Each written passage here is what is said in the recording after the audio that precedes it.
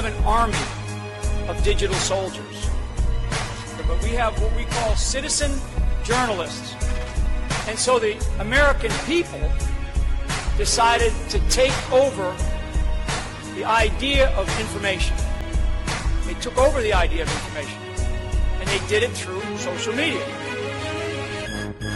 Stuck to the plan, always said that we would stand up, never ran.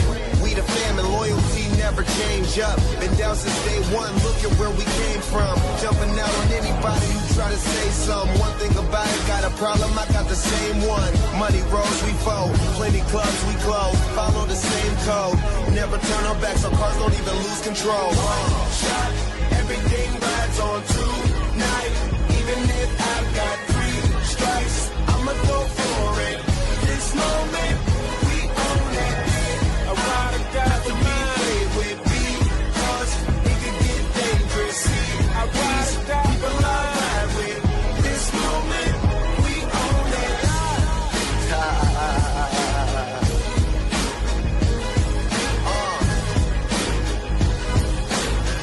This moment, we own it. I ride or die for mine. I'm ride or die material. One life to live, so here we go. This moment, we own it. Ladies and gentlemen, please take your seats. The show is about to begin. It's Saturday, the 31st of January 2026, and welcome to another one of my interviews. Today, I am once again joined by my good friend Patriot Underground to take us through this exciting first month of 2026, delve into the unfolding events, and attempt to make a prognosis for the near future.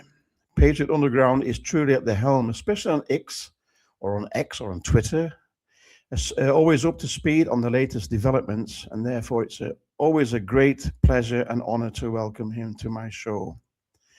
On New Year's Eve, Melania Trump entered Mar-a-Lago wearing a silver dress while the band played the theme song from The Lone Ranger, Hi Ho Silver.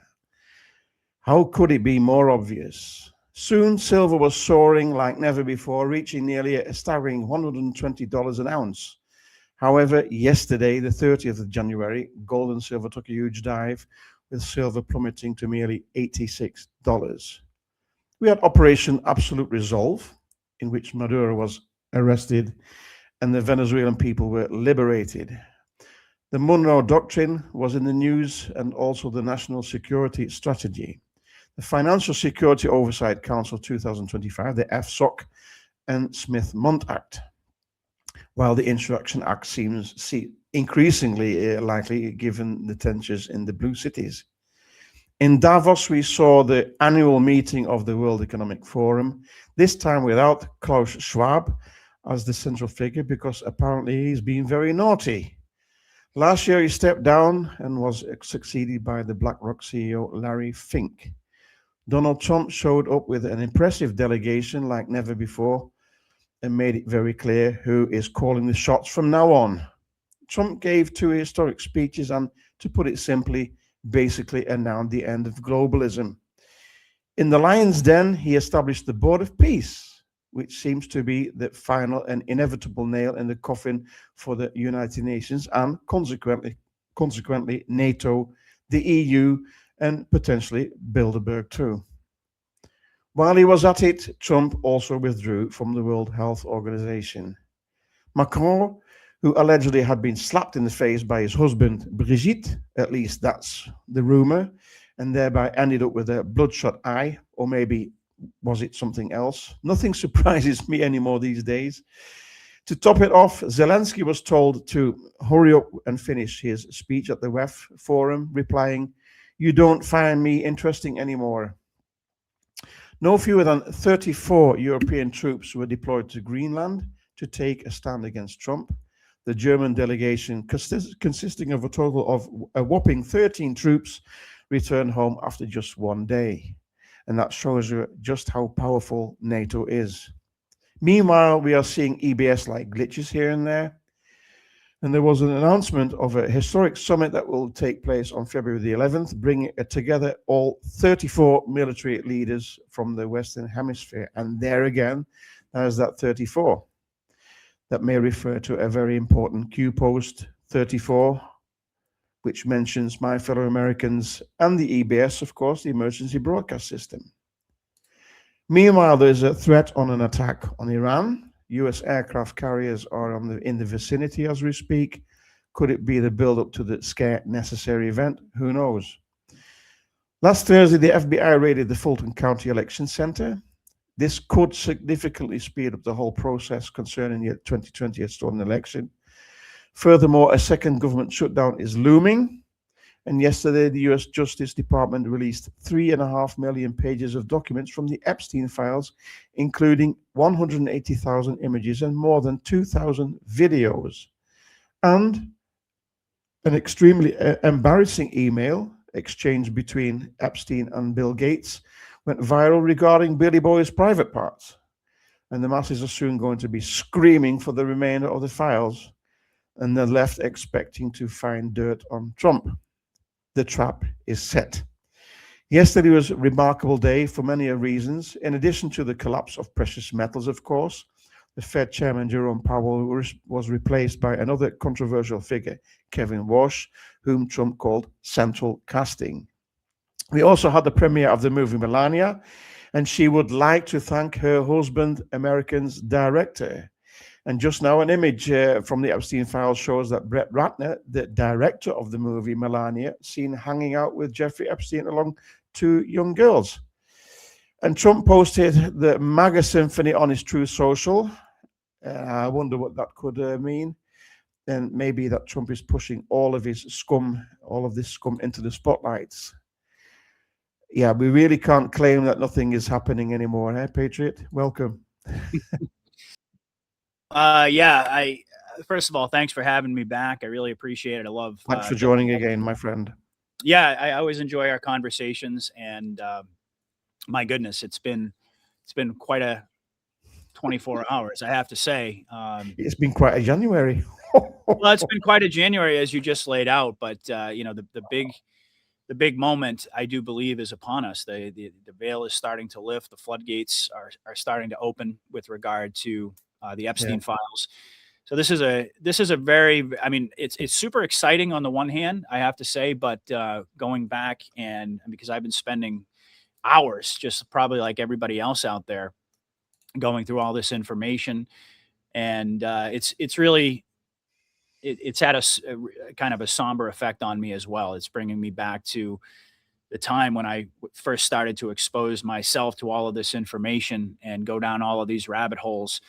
And in a strange way, I have to say that, as the days turned into weeks, turned into months, and then turned into years, and we gradually kind of had our attention pulled in various different directions, and for good reason, it's easy to forget about the enormity of what's actually being revealed. Q told us the enormity of what's coming will indeed shock the world, and I feel as if we're finally here. Now, that doesn't mean, and we're going to talk about this tonight, doesn't mean that everything that's going to be revealed has been revealed. This is really, I hate to say it, but it's the tip of the iceberg in terms of what is going to be revealed, particularly things like the Anthony Weiner laptop, things like Frazzle Drip, et cetera, et cetera. But what we've seen released over the past 12 hours is by far the most significant and explicit information that we've seen to date as far as the Epstein files. People now know we're not just talking about, as bad as it is and as criminal as it is to have sex with underage girls, particularly because that's essentially the way Epstein has been branded, 14 to 17-year-old girls, to blackmail very powerful people, et cetera. We've known about this for a long time. And in a sense, that's really been the public facing narrative. But what's transpired over these past several hours has permanently shifted that. Now we're talking about satanic ritual abuse. We're talking about the rape of infants and toddlers. We're talking about cannibalism. Some truly horrific things are coming out. And again, It gives me goosebumps. Yeah. these are things I haven't thought about in a while. In a sense, I think because I quite honestly, when I used to do shows talking about this information, I would actually break down into tears. I know. So I think in some ways it's kind of been a defensive mechanism, and I know that these things exist, but I don't really want to look at it. And now suddenly it's being put into the spotlight for everybody to see. So it's a really, really important moment in history right now. And we're going to talk about the significance of that, I'm sure, in more detail tonight. Yeah, it's been one hell of a month, Patriot, of course, this January. I mean, there's so much happening. I can hardly keep up. But what was the most significant or striking event for you in this last month? Well, that's a tough one. My goodness. I know. I think probably prior to today, I would have maybe said the build up to the release of the information about 2020. But Epstein trumps all of that. Pun intended. There's narratives as well. That all it's just one big move, and there's so many narrative lines. They're all converging. Apparently. Yes, and that's something that I've been saying now for a while, which is that as time goes on and we experience the rug pulls and we experience all these things that get us frustrated in the process, we look back and we realize that all of these were necessary steps in order to gradually not only prepare the public, but also to bring the different pieces of the puzzle together in a way that people would least expect. I mean, that's really what it all comes down to. The fact of the matter is we are watching a movie. All of the heavy lifting, all the kinetic fighting essentially has been done with some exception in terms of the mop-up operations that are ongoing. But the lion's share of the fighting has already been done. But that's not to suggest that the most important aspect of the operation, which is red pilling the people, prompting these people to be ready for a mass awakening event, that's something that's been a very delicate process, and that's the reason why we've had to endure this long and winding road. But it's also important to camouflage where the next moves are coming from, and that's I've referred to 2025 as the year of the rug pull, because so many of us anticipated that we were going to see what's playing out right now play out a year ago. And now, in retrospect, we can see that it was 100% necessary to gradually ease people in to these horrific realities coming to light. So, I mean, honestly, Maestro, I think we're in the most significant portion of this operation that we've seen so far. I mean, by a long shot. There's never been a more significant moment in time at least for me, since I began my journey, than what we're going through right now. We're actually witnessing the dam begin to break and the veil being lifted. And my goodness, we're in for one hell of a ride. Yeah, I think this is only the beginning. It's going to get worse. It's going to get worse positively, but it's going to get worse negative as well. Because, like you said, I mean, all these Epstein files are coming out, and all these short clips and movies and images, and people of high level and also monarchy. The mention that it's dripping, it's going to be drip flood, and this flood is going to be terrifying for a lot of people. But we've been waiting for this for a long time. It's we've got something like, we can give a big sigh for, oh, thank God, but for the rest that haven't got a clue what's going on, it's going to be a hell of a shock. This. Yeah, that's why I sort of have mixed feelings about it in a sense. I mean, obviously, I'm thrilled that it's finally happening, but seeing the horrific nature of what's come out, knowing that it's only the tip of the iceberg, like I mentioned, it's a reminder. And I've been saying this right from the very beginning, that when we go through the eye of the storm, even though we've been front loaded with this information, even though we've had years and years to process it, when it finally comes out and we see the effect that it has on the masses, that's going to be, I don't even think there are words to describe what this is really going to, I guess Q said it best. It's going to be biblical. The awakening that's going to take place, and the people out there who are listening, I think, can instinctively feel that all of this preparation, all of these years that we've had to go through together, and this incredibly long and difficult journey have prepared us for this moment. And I've said many, many times that we weren't pre-awakened for no reason. We were put in this position so that when the moment finally comes, and I think we're here, where where the dam breaks and the flood of truth just inundates the world, it's going to be our divine responsibility. Not to suggest that we're divine, but certainly we were divinely chosen. I firmly believe that, in order to help our friends and our neighbors, the same people who ridiculed us, the same people who alienated us, the same family members in many cases who won't talk to us. We're going to see a reversal that is going to make even the most seasoned Anons head spin in terms of the reality. I mean, it's one thing to know that something is coming, but it's another thing to actually live through it. And I think that we're right on the cusp of that right now. Again, I'm not trying to establish any timelines or any expectations, but my goodness, folks, I mean, the stuff that's coming out, that's all over X, that's going viral everywhere, cannot be denied anymore. Yeah. And of course, it ties in with many other things that are happening right now in terms of the markets, in terms of the revelations about 2020. The list goes on and on. But we are here.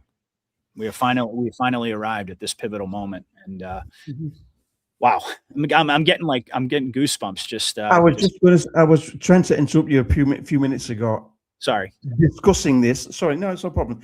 Discussing it gave me goosebumps. It's unbelievable. I mean, there's so many people going to experience the darkest night of the soul. Yes. We've had it. We've already had it. Well, that's kind of what I was talking about. You know, it's like we've all been there. Everybody out there listening, and thank you everybody for tuning in. Thank you for the kind words. But we've all been there. But now we're actually, at least for me, I can only speak for myself. I'm going back to the beginning, and I'm sort of reliving what it was like to have to process all of this information for the first time. Yeah, a level of evil that's just it's incomprehensible.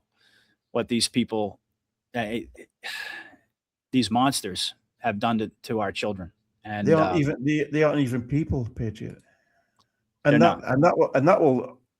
I think that will also be revealed. We're not dealing with people. If people have seen the movie They Live, Hollywood always shows it. They live. Watch the movie. They live. They aren't people. Yeah. No, they're not. They're monsters, and children of Satan. And this entire time, I mean, there's been so many aspects to this war, as we know. It's an information war. It's fifth generation. War. Yeah, but it's ultimately at the deepest level. This is a battle between good and evil. And what's happening right now, Maestro, is that evil, raw evil, is actually being revealed for the first time in history on a massive scale. Now, again, we're just in the beginning of that process, but I hope folks understand that the information that's come out, and I'm sure we can go through some of it during the course of our conversation, depending on where you want to go with this. But I mean, it's like the floor is yours. The revelations are coming fast and furious about the elites, former presidents, Clinton and Bush, dismembering children, eating their intestines and their feces. Sorry, it's hard for me to talk about these things, but again, this is the reality that's now coming to light. It's not just a bunch of us conspiracy theorists talking about Pizzagate anymore. Now we actually have the hard evidence that's coming out, and it's being presented. And sure, it's going to take a little while for it to fully penetrate the mind of the normie, but that's exactly where this is going. I mean, we've been saying all along, even when all the black pillars were getting really upset about the way that the Epstein files were rolling out, Pam Bondi, and all the stuff that we went through in 2025.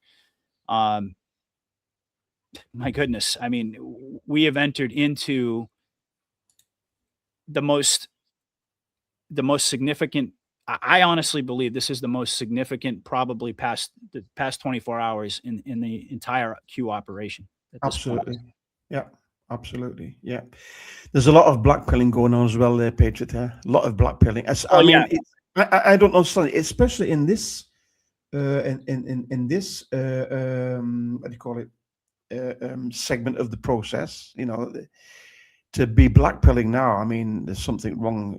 Or you haven't done your research, or you're absolutely controlled, or worse. Well, I don't really, and you and I were talking a little bit about this backstage. I've always been willing to be sympathetic to people who are having their doubts.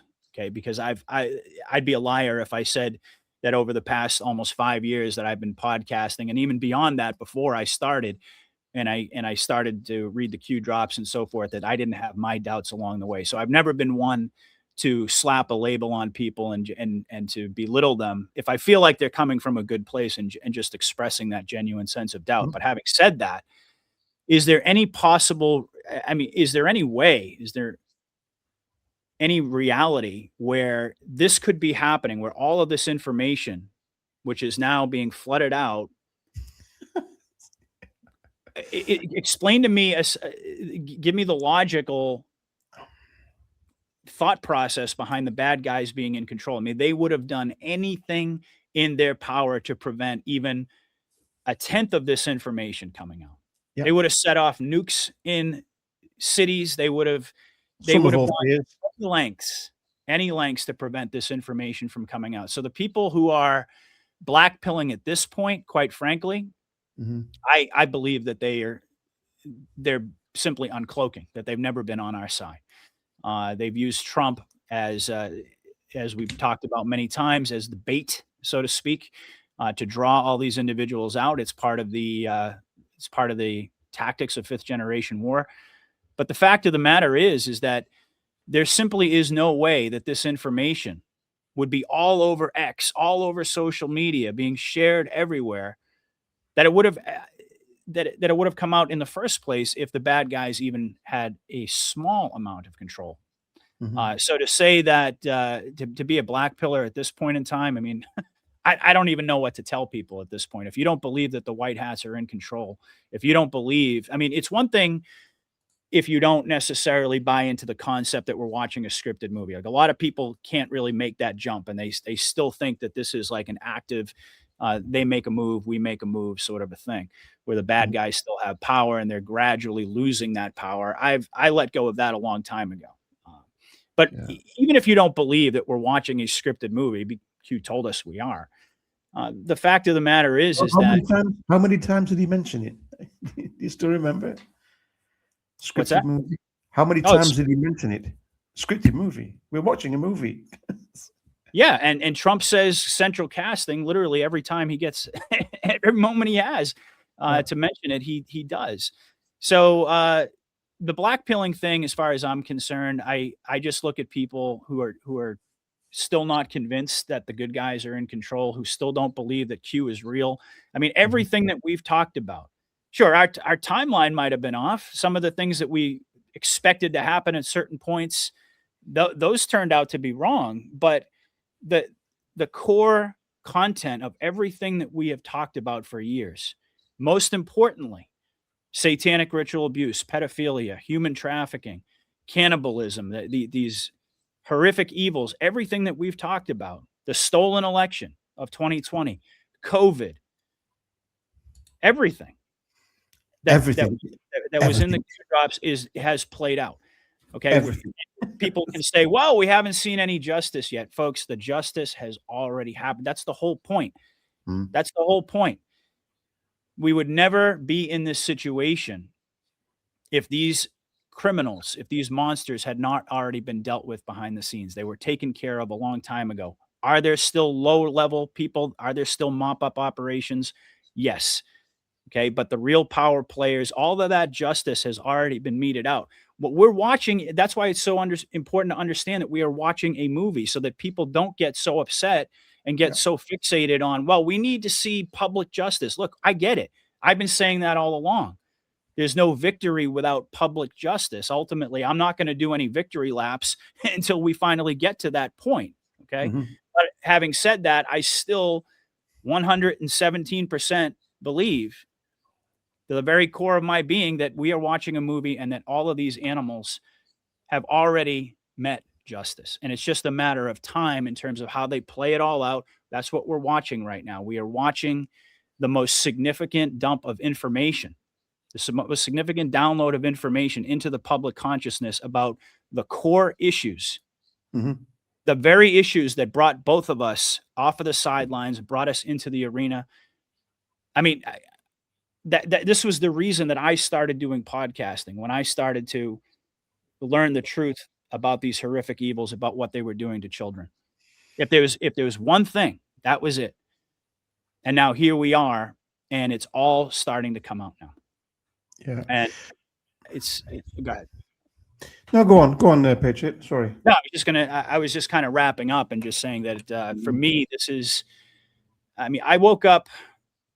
I went to bed last night, and I was really just starting to scroll through everything on social media and starting to read through the files. But I woke up this morning, and all day long, I've just been in a really, on the one hand, like I said, really excited that all of this stuff is coming out. But on the other hand, just I felt the weight of that darkness and that evil.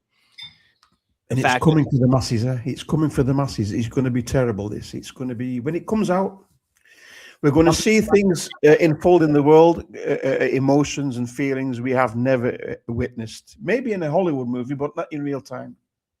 It's going to be biblical. And this is, Q told us the enormity of what's coming is going to shock the world. And that's really putting it mildly. There are a lot of people who are never going to be able to fully process this.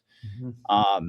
And maybe that's part of the reason that I feel that heaviness, is because a lot of those individuals that I talk about, these are some of my loved ones that I kind of put into that category of the 4 to 6% who are never going to wake up and never going to get it. And there's a part of me that's honestly afraid of going through this process with them, and just wondering and really just hoping and praying. I mean, it's all in God's hands ultimately. But of course, I'd love to see my loved ones come out on the other side of this and to have some reconciliation, the healing process. That's going to be very important. It's going to be really important. And for me, on a personal note, I just hope that the people that I care about so much and love so deeply, most importantly, my own family members, are going to be able to ultimately absorb the truth. Yeah. But I wonder, because this is, this is going to get much more dark than it already is. It has to as well. It sounds a bit, it has to get dark. It has to get very dark, because the masses, like I said, backstage, the masses have no clue whatsoever what's going on. They'll have to be shocked. Even if it's finances or kids or whatever, And a minute, if I could, just briefly. I mean, I understand the whole concept that people have been making the case that it's going to take the financial scare event in order to get the attention of a lot of people out there. And I don't deny that, right? But I also have to say this. We can't make the case that they've tried revealing the truth about human trafficking and satanic ritual abuse and pedophilia, and that it didn't wake people up. And the reality of the matter is that today represents the very first step in putting those realities in the consciousness of the masses. Up until this point, they've still given people enough real estate, with the illusion of the mainstream media and all the gaslighting, to believe that none of this stuff is real. Mm-hmm. So even though certain information has been trickled out, I guess my point is that the white hats have done it in such a way to give the normies that they still have the space inside of their consciousness to say, oh no, this isn't real. This is a conspiracy theory. This is a fringe thing. It doesn't really exist. But once that goes away, once that erosion takes place and there's no place left for them to hide from the truth, then that prophecy that Q told us, that crimes against children will unite humanity across party lines, then people are going to understand the truth behind that statement. The fact of the matter is that people have been in denial. And so the whole notion that, well, we have to take another tactic and use, the financial stuff in order to get people's attention. Look, that's an important element to it. But it's never been in any way ambiguous in the Q drops. And if you're listening to my show, if you're listening to Steven's show, ultimately that's your That's your center, are the Q drops. I mean, it's the blueprint of this entire operation. And Q made it very clear that it wasn't going to be money. It wasn't going to be the stolen election. It wasn't going to be COVID or anything along these lines. Not to suggest that any of that stuff is unimportant, and indeed it is. It's all part of the recipe.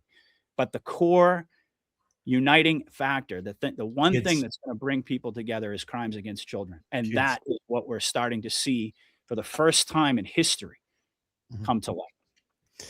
Yeah, there was an interesting question in the chat page. Maybe you could answer this one. For those who are Christians and understand the timeline of the rapture and the tribulation prophesied in Scripture, will we see the reveal of all the evil before the rapture tribulation? What's your take on that? I don't really feel necessarily qualified to speak about that from a biblical perspective. I'm not the Bible guy either. No. Yeah, I mean, I'm not a biblical scholar. Certainly, I am a Christian, and certainly I am a student of the Scripture. But in terms of being able to make a judgment or some sort of a speculation about what's going to happen before the rapture, I don't feel comfortable doing that. The one thing I do know is that evil is being exposed, and so the rest of that stuff is above my pay grade. I have no idea whether or not this is going to be, what the timeline of events is going to be in terms of the spiritual, the religious aspect of the conversation in terms of the rapture. I don't know. And I'm perfectly comfortable saying that I don't know. But quite frankly, I also believe that what's most important, what everybody needs to focus on, and I'm not suggesting it's not a good question, but what we all need to focus on is the fact that it is being revealed right now, right here. This is exactly what we've been waiting for all of these years. So for those folks out there who like to put it in the context of the Scripture, certainly, I mean, I see people all the time debating about that, going back and forth and arguing. Me personally, I don't see that as a priority. I focus on what's actually occurring. And this is the buildup of many, many years of anticipation of a lot of hard work that's taken place behind the scenes by all the Anons. I mean, people like Liz Crokin, who her life has really, she dedicated her entire life to exposing Pizzagate. I mean, just imagine what she must feel like after all of these years. Wow. To finally wake up and to see these realities be presented to the public. And for all the Anons out there who never lost faith, who never wavered, who always believed in the core of this operation, I just want to give a hat tip to everybody out there. I mean, like I've said, I've had my moments. I'm human. I've had, certain expectations that didn't go the way that I had hoped that they would. I've gone into some valleys spiritually and emotionally throughout the course of this journey. But the one thing I can say is that I never stopped believing. I never wavered on Q. I never wavered on our president. I never wavered on the revelation of this evil. What prompted me to get into this from the very beginning, I've always stayed true to that. And there are several other people out there as well who I would put firmly in that category, you being one of them.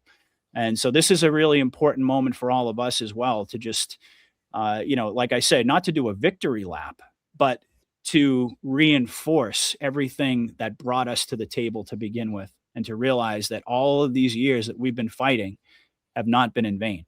And we're finally starting to see the fruits of our labor. And for me, like I said, this is the most important issue. This is the central issue. You could have an amazing economic turnaround, a brand new financial system. You could expose the election fraud. You could get rid of all of the illegals. You could do all of those things. All very important. But if you didn't expose and do justice to all the children, that's what this has always been about, then there would be no victory. It would be an empty victory for me. So that's how I'm feeling. It's just awesome to be allowed to play a small part in this great awakening. I mean, 6 years ago, if somebody would have told me I'm doing what I'm doing now, connecting and with the flag and the I wouldn't believe you, but it's all about the children, and we can't just say, oh, we'll give it a day, or we'll take a week's holiday. We can't do that. It's just not. You No. can't. Every opportunity that you have to speak out. You have to do your utmost best to bring that awareness to people. And some people say you've got too much stress and you've got to take it easy, and you just think of yourself and take care of yourself. I do try and take care of myself, but you wake up with it and you go to bed with it, Patrick. You know what I mean? It's in your dream. That's a It's in your- responsibility that you were given. It's And in I your do dream. believe that it's a responsibility that all of us were given, not just people like you and I who have a podcast. I mean, I say this all the time to people. Mhm. Folks are really, really shower me with love and respect for what I do. But I have to Mhm. remind people that while I feel that deeply in my heart and I'm grateful for it, I'm no different than anybody else out there No. who's been pre-awakened. We were pre-awakened for a reason, and we were Mhm. given that responsibility. And yes, I'd be the first one to say if you need to take breaks, you need to take your foot off the gas sometimes, otherwise you're going to burn out. But the Mhm. reality is that wild horses couldn't drag me away from this. This is the moment that I've been waiting for my entire life, before I even knew that this was the moment I was waiting for my entire life. And like you, 6 years ago, my goodness, um, even 5 years ago, Yeah. I could never have imagined that I would be talking about these things, doing podcasts, becoming a focal point in this community, at least even contributing to the conversation. I never would have imagined it. And then one day I woke up and it's like God just gave me that direction, and everything that's happened since has been the result of that. So, I mean, yes, it's a heavy burden to carry, and it's not easy for any of us out there. We've all sacrificed along the way, but when we get to the other side, and even before, as we go through the storm, and I really feel like the storm is really starting right now with the financial stuff, the geopolitical, a lot of the things that you mentioned in your opening monologue, and most importantly, the crimes against children. The storm Yeah. has really begun. And so, even as we go through this storm, and when we come out on the other side, I've said on many occasions, and I firmly believe that we would do it all over again. I mean, Yeah. this is war. That's the thing. We are digital soldiers. We are at war. Uh, War is not easy. War is a grueling, horrible experience in a lot of ways. But thank goodness we didn't actually have to fight it kinetically. Our role in this has been as a part of this military civilian alliance. So it's a heavy weight to carry, but it's also a badge of honor. And this is so difficult because this war isn't kinetic. People don't believe it. If you say to people, we're in the war, the final battle for humanity, it's about the kids and about the children. They look at what the hell are you on about? They don't believe it. That makes Well, it that's so probably the difficult. hardest part, right? If That's it the was hard. kinetic, huh? Yeah, that's the hardest part about it all, is that we've all known the truth, but we've been surrounded in our 3D existence with people who Mm. think that we're insane. Yeah. And yet we know that it's everything that we talk about is 1,017% true. Yeah. We've had to carry that weight. We've had to carry that cross of truth. Yeah. And it's been a grueling process. It's taken a lot out of all of us. But at the end of the day, we were chosen by God for this because God knew our hearts. He always knows the hearts. And look, I'm a flawed person. I am a flawed vessel. I never put myself up on a pedestal. I'll be the first one to knock myself off the pedestal. But the one thing I know is that I know that my heart has always been pointing in the right direction. Same with you, same with everybody else out there. And that's how God chooses his soldiers. He knows that in order for us to be able to sustain, in order for us to be able to go through this journey and sustain ourselves and and carry that flame of truth, it was going to take everything that we had. And at the end of the day, it's only those who have that direct connection, that relationship to God, to that spiritual power that's Mhm. guiding all of us along this journey. Only those of us who have that we're the ones who are chosen, because we have the strength to see this thing through. Yeah. And to know that we're in the final stages now is it's just unbelievable. Yeah. My goodness, what an amazing time to be alive. This Absolutely. is history playing out, folks. I hope this isn't lost on anybody out there, because Yeah. what we're living through right now is the most significant time for humanity, I believe, in all of human history. Yeah. If this is I think that's what you said before. If this is the hill that we have to die on, so be it. You know. Well, gladly. I mean, listen. We all owe God a death, as they say, right? Yeah. All of us are going to die. I can't think of anything even remotely as important as what we've stood for and what we've fought for. I mean, if going into this, I had a lot of reservations, as you know. I mean, I didn't even go on camera for a long time. I had a lot of fear in the I beginning. didn't either. I had a lot of fear because, again, you know, we're fighting a very dangerous enemy, and I had a lot of self-centered fear about that. But knowing what I know and having that divine prompting that God gave me to step forward as a voice, I don't think I would have ever been able to live with myself had I not actually stepped forward. And I realized that you know there are some fates that are worse than death. And for me, you know, I mean, all I have to do, Stephen, is look at my children.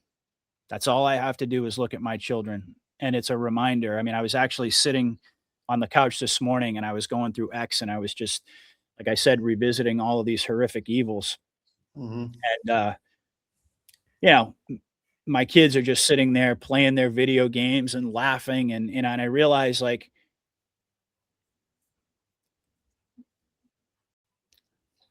how lucky I am. Yeah. And I think about all those children that I'm sitting there reading about, and it just it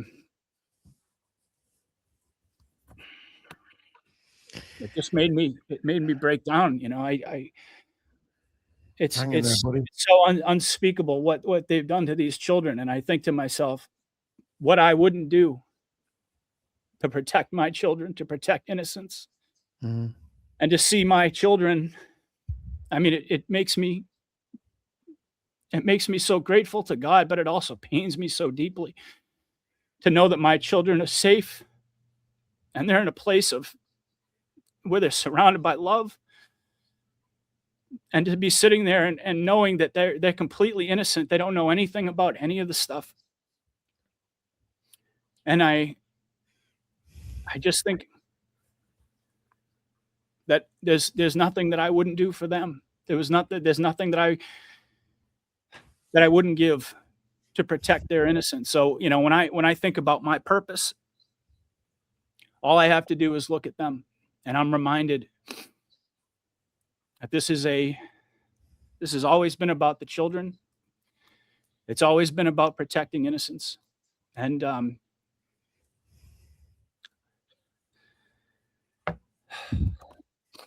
it's just unspeakable. It's unspeakable what we've had to endure, just knowing these truths. And now finally, after all this time, praise God that this truth is finally coming out. And you know, I've said before that you know, my children, they don't know anything about what I do. Um, Difficult. but the only thing I wanted them to know is that, you know, when they finally are old enough to understand, this is the reason why, you know, I I pulled myself away from them so often to come down here and to talk to the world. I mean, they don't understand it now. They just want to be with their dad. They will be so grateful when they understand it, Patriot. I just wanted them to know that, you know, when they look back, no matter what happens to me, that their daddy stood up and their daddy fought for other children who didn't have a voice and who have had to suffer fates that we can't even begin. We can't even begin to imagine the horror. Sorry. I mean, this is why I don't really talk about it as much. Don't apologize. Please don't apologize. I wish I could. I wish I could explain this to my own son. I haven't seen him for 5 or 6 years. I don't know where he is. So it's. I mean, you're privileged to have your kids around you. You know, you see them every day. You know, and you can hug them and you can talk to them and, you know, give them all the love you want. And you can look yourself in the mirror every morning before you go to bed and say, I've done the utmost what I can. I look at myself in the mirror every day before I go to bed. When I get up, you know, But I haven't seen my son in 5 or 6 years, so I can't explain him, what's going on. I mean, it's terrible. Well, that's what's so hard for all of us, like you can't have that conversation. I mean, your son's older, right? Yeah. I mean, my kids are still young. They're still innocent, they're 10 and 7. And maybe that's in part why it hits me so hard, They're so because innocent. they're just so innocent. And it's like, I would die to protect them from even a fraction of the things that these poor children have had to suffer through. I'd lay down my life in an instant for them. And to think that people that, again, they're not people, but to think that these monsters, I mean, what they're capable of, and going back and reliving all of this stuff, it's just, like I said, it's had a profound effect on me. You feel the pain. You feel the pain of the kids that you don't even know. Of course. And that makes you so special. I mean, it's unbelievable. Well, it's I mean, innocent. I feel the pain as well of the kids that I don't know and I can't help. But this gives us so much power to keep on going. We will not back down. Never. Never. No, I would die first before I back down from this. And thank God that there are so many people out there who came long before I did. Liz Crokin, I have to say, I mean, utmost respect for her, but there have been many others, many other great Anons, and many people, let's not forget, who gave their life, who sacrificed their life to bring us these truths very early on when it was a lot more dangerous. I mean, I started podcasting at a time when I didn't realize it at the time, but the good guys had already taken over. The good guys were already in control. I mean, I like I said, I didn't know that, so I had a lot of fear about coming forward as and being a truther under those circumstances. But I think about folks who have been awake now for years, for decades, who have been killed for bringing out this information. I mean, you want to talk about standing on the shoulders of giants. I mean, the people who have come before us, we can never forget. Hopefully a lot of them are actually in witness protection and they'll be making a surprise appearance at the end of the movie. I can only that would be terrific to heal the world, huh? And for these people, we know the names. We're not going to mention the names. We all know the names. Everybody here that's watching this interview know the names. But just imagine they come forward and they say the things that Trump maybe will not be able to say, but to grasp the trust of the people. Somebody like Michael Jackson coming in name of the music industry, and we know how satanic the music industry is. If somebody knows how satanic it is, with all the defaming and all the ridicule, demonization, it's Michael Jackson. He knows exactly how it's. How great would that be for him to come forward if he's still alive? I mean, if you look at the emblem on the logo on his Neverland, it's a letter Q.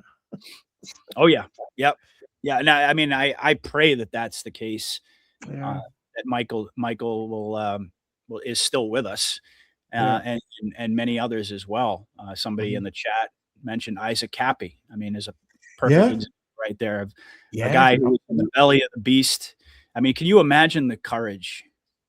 Chris Cornell is another. Yeah. Can you imagine the courage of these people to come forward? Andrew Breitbart. Yeah. I mean, the list goes on and on of people that we've lost, or at least that we think that we've lost, who have come out and they've risked everything because of what we were just talking about, quite frankly. I mean, if you're a child of God, if you have a connection to God, and you know about what they're doing, these horrific evils, especially if you've witnessed them, kind of have to ask yourself, would you have taken the same path that these individuals have? If I was in that situation,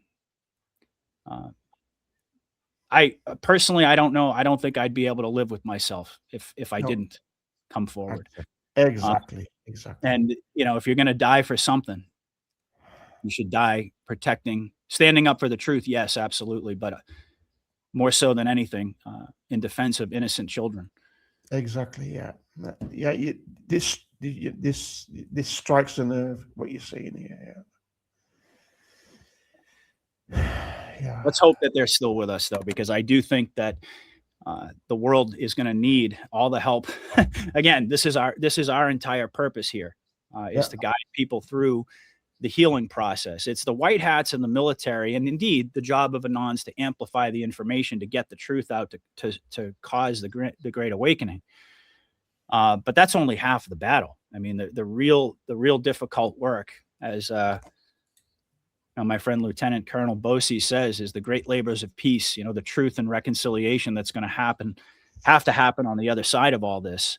It's going to be all hands on deck. Every single person out there who has already processed all of this and had an opportunity to get to the other side of it on a personal level, the world needs you. Yeah. Everybody around you is going to need you. I mean, that's the great irony of this situation. I mean,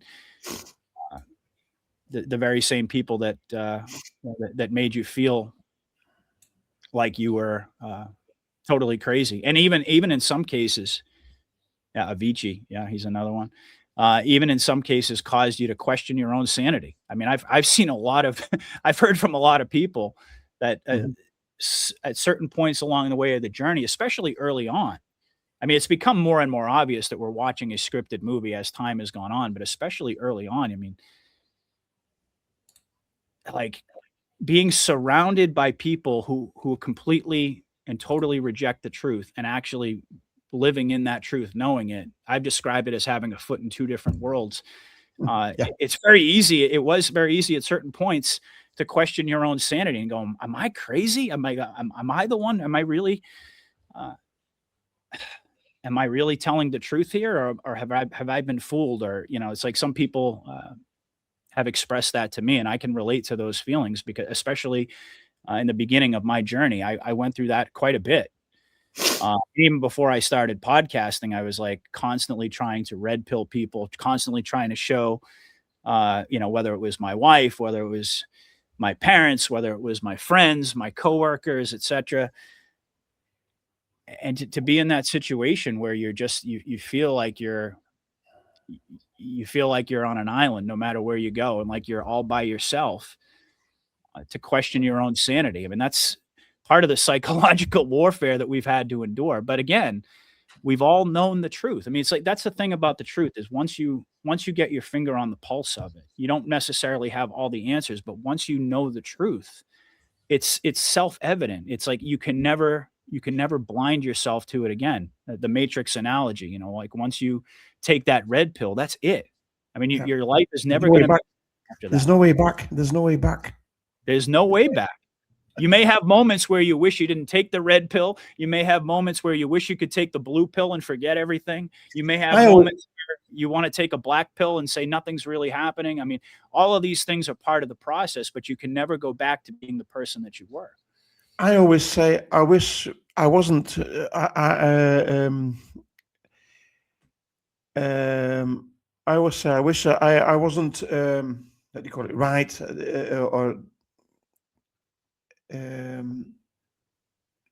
I know the Dutch words, but I don't know the English words. I wish I was wrong about everything, but it's not true. We're not wrong, Patriot. We aren't wrong.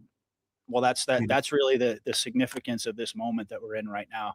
That's Maestro, that we're not only are we being vindicated, right? The things that we've talked about, not only is that happening, but the world is now. It's like we've waited for years and years and years for this moment. Yeah. And it's not going to necessarily be over. Like it's not like, okay, the truth comes out and then everybody just accepts it 48 hours later. And it's not the way it's going to be, folks. But this is the beginning. This is the real hardcore stuff that we've been waiting for years. And now we're at that point where it's almost, it kind of almost feels surreal because you get to a place where you just expect the rug pulls over and over and over. You kind of anticipate that. I mean, it's going to come out one day, but you start to expect that you're going to be disappointed after a while. And then all of a sudden, boom. I mean, here we are. It's everywhere. I mean, I don't even feel the need to go through all of the stories and all of the things that's come out of the Epstein files, because I know that everybody out there listening, and certainly by the time they watch this, they're going to have seen all this stuff anyway. Everyone from Prince Andrew to Jay-Z and to, Ehud Barak and the director of the Melania film. Got his name, the new Fed chairman, Bill Gates, you already mentioned. I mean, the list just goes on and on and on and on. And it's crazy. It's just absolutely insane how much of it's come out. It's really not so much about the names, though. It's not about because these are individuals. Like, we all knew none of this stuff is. It's about the children. It's about the children. The children is the main factor in everything, in all this. Yeah. All of this. I mean, Trump once said, "I'll gladly take all the slings and arrows," but we are doing the same, man. Not at the level he is. No, but we are also taking the slings and arrows. Oh, we have. Yeah. I mean, yeah. to stand up for the truth in a world that universally rejects it. It's like, what is that quote? To stand for the truth in a world of lies is a revolutionary act. I can't remember exactly what it was, how the quote goes, but that's essentially it. We've all had to take those slings and arrows and suffer those sacrifices along the way. But in the darkest night of the soul as well. Yeah, but all that work has been.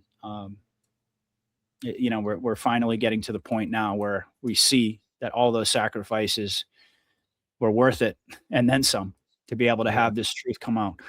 These are the most important moments of our lives. Mm-hmm. And indeed the very purpose of our lives, if you ask me. Mm-hmm. Absolutely. Protecting our children and our children's children. You want the future, the future of humanity. Yeah, that's what it's all about. That's right. Absolutely. But when you see the Epstein files, I mean, if you want, I can kind of just pull up the screen here, and we can just go through some of this stuff, because I feel it's necessary. Scrolling up here to the top.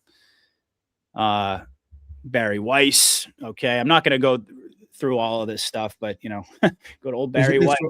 This one. Yeah. One of Epstein's victims told the FBI she was raped by him at the age of 14, had his face painted like a clown. East Africa trips, Kenya safaris, Somalia mentioned. Can I bring a little baby back for you, or two? What the hell is that? Yes, Kylie Jenner. Jesus. These people are sick. Yep. Oh, and Mom Dami's mother. I don't know if you heard about this one. My goodness. Oh, no. Oh, wow. That's Zohran Mandami right there as a baby. With Clinton and Epstein. So what happened? What happened to him when he was an infant? I wonder. I mean, that's also tragic, because the most of the perpetrators were also abused as a child there, and it keeps going on. It keeps going on and on and on, generation after generation. Yep. They were raised in these in these environments. Yeah.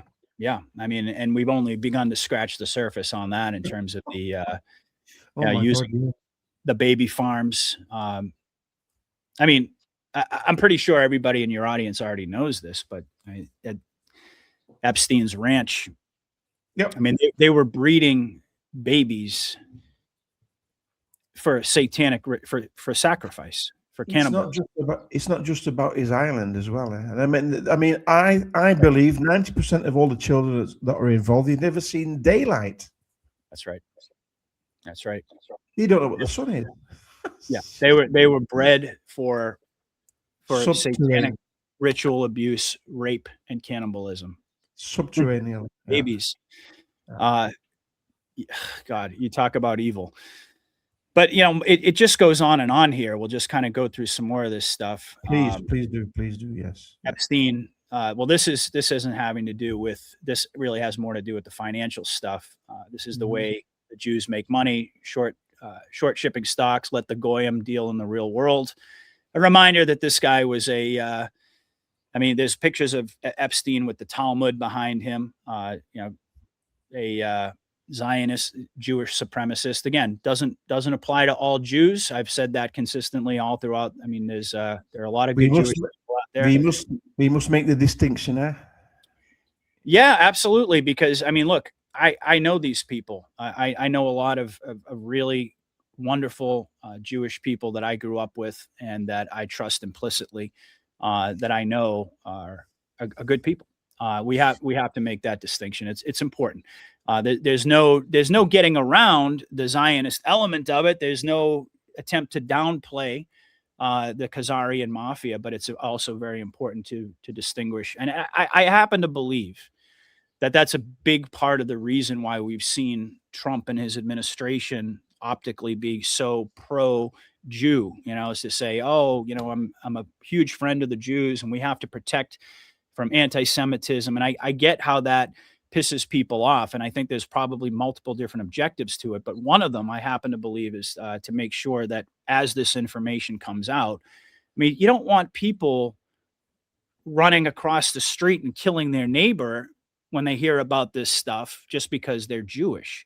That's not the objective here. So I think that that's important to always make that distinction. But at the same time, we have to be honest about what it is we're dealing with here. Absolutely, because they've hijacked Judaism. The Khazarian mafia have hijacked Judaism. It's Zionism, Right. And it's all divide and conquer. Eh? It's divide and conquer. That's exactly right. Yes, that's exactly right. And that's the reason that Israel is being saved for last. Okay, it's because this is when all of this stuff comes out, and again, this is just pertaining to Epstein. But in the broader scheme of things, we're talking about 10/7. We're talking about 9/11. We're talking about the USS Liberty. We're talking about JFK. The list just goes on and on and on. Where the Zionists have been at the core, the Khazarian mafia have been at the core of this evil for such a long time. And the two parts of the world wars as well, eh? Mike King talks about it. Zionism, two parts of the World War. Yeah, it goes back to that as well, eh? It's the bankers. Yeah, they were the driving force, the banksters behind the wars, setting up the Federal Reserve, trying to get us into the League of Nations, completely destroying our financial system, making us subjects to debt slavery. Countless lives lost in terms of pursuing their New World Order agenda. But at the same time, there are a lot of really, just like within any group, there are good people. CIA, FBI, they're also good guys, eh? Well, right. This is a spiritual war, like we talked about. And there certainly are. I mean, you look at a guy like Ben Friedman. Mike King talks about him a lot. He was Bernard Baruch's closest confidant, who ultimately he broke ranks and he became a whistleblower against the cabal. Mm-hmm. And there have been many others who have fallen into that category as well. So it's not a great awakening if everyone just thinks, oh, it's all the Jews. We just got to get rid of all the Jews. I mean, that's crazy. It's the same as CIA, FBI. It's all not bad. Eh? There's a certain That's right. fraction that is bad, but there are also good guys in the CIA and also good guys in the FBI and what have you. They're also good guys. So I think the White Hats have taken these good guys and said, listen, we're going to do something else. Are you going to join us or not? That's right. That's right. And, well, I mean, we could go on and on about the Jewish question, but I think we've kind of made the point. So let's move forward here. We've got Robin Leach. Okay. Robin Leach strangled a young girl at a sex party. Epstein signed a $25 million agreement with the Rothschild Group.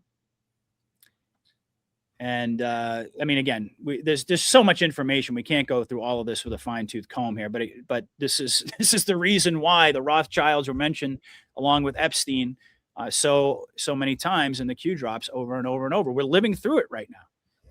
All the stuff that Q talked about. Rachel Chandler, all right, darkest name surfacing in the fresh Epstein file dumps is Rachel Chandler. And Chandler, for those who don't know, stands for child handler. It's unbelievable. They show it in plain sight. Yep. And again, you can see as this post points out, this is Cue the Storm. Here she is with all of these powerful people. We all know about Bill Clinton, of course. Eminem, Prince Andrew, Paris Hilton. And these are all photos directly from the Q drops that, of course, we remember. Chandler equals child handler. Ping pong. Abuse. Yeah, comic ping pong. So that's that. Then we've got stuff coming out about Ball. Yeah. All right. This is and again, this is all stuff that's literally I just posted on X within the past like few hours. And I'm sure by the time that we're done with this live, there's going to be probably I'm going to have to spend another several hours just going through all this stuff. There goes our weekend. Right, exactly. Baal is a Northwest Semitic title meaning lord or owner, widely used in ancient Levantine religions to denote a demonic being. Baal worship was practiced in ancient Israel. So this goes back all the way to ancient times, folks. Yeah. Sumeria. Yeah. And Epstein named one of his bank accounts Baal. Yeah. Okay. Unbelievable. Yeah. Kate Spade. I'm sure you probably remember this story. 2 days after Kate Spade's death, her husband appeared in public wearing a rat mask. That's something totally normal that you would do, right? Like after your wife dies, you'd show up in public wearing a rat mask. How often does Q mention these people are sick? Yep. Well, yeah, absolutely. So the post asks, this is Renee Fit 97. Spade had also reported social and political ties to Hillary Clinton. Was the timing symbolic or just coincidence? Why the rat mask? And what, if anything, did Kate Spade know? Is that the reason that she was that she disappeared? Mother Teresa. I mean, you want to talk about the enormity that's coming. Mother Teresa and Hillary. This is also in the most recent. Yep. Talking about it. Just let me scroll up here. I've always wondered why the Catholic Church rushed to canonize Mother Teresa after her death. Turns out she was a child trafficker. I mean, imagine just that alone. The normies wrapping their minds around Mother Teresa. But they make it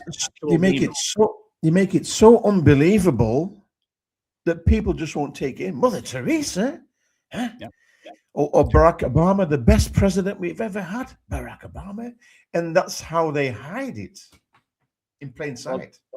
That's exactly right. That is how they hide it in plain sight, because they've had up until this point, and this goes back to what we were talking about before. I mean, the reality is that there's no way that the bad guys are still in control, because none of the stuff that we're talking about, that we're showing you right now, would even be allowed on social media. Yeah. I mean, but here it is. It's all coming out in droves. All right. So Mother Teresa, she had the Israeli colors in her garments.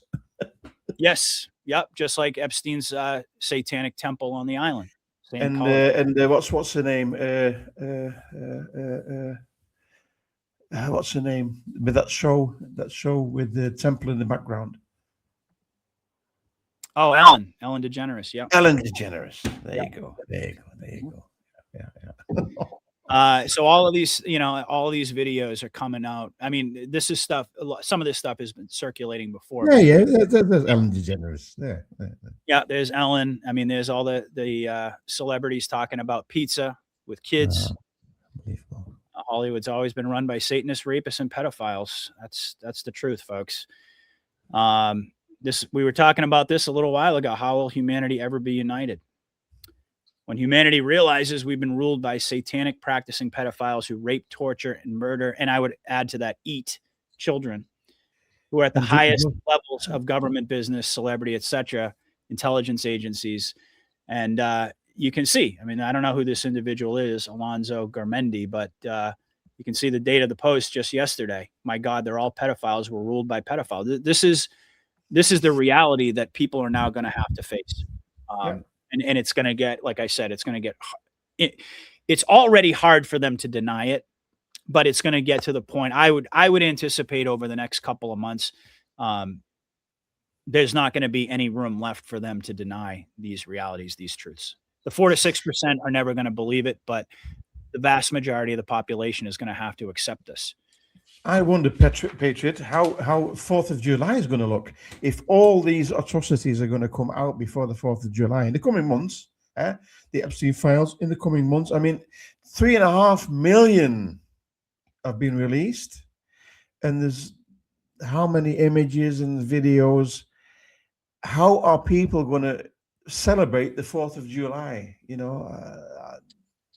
Well, that's a speculative question right there. I mean, I'd like to think that given everything that we're talking about today, given that it appears the floodgates are finally starting to open, that they will indeed open even further over the next couple of months, and that by the time we get to the 250th anniversary, that the raw pain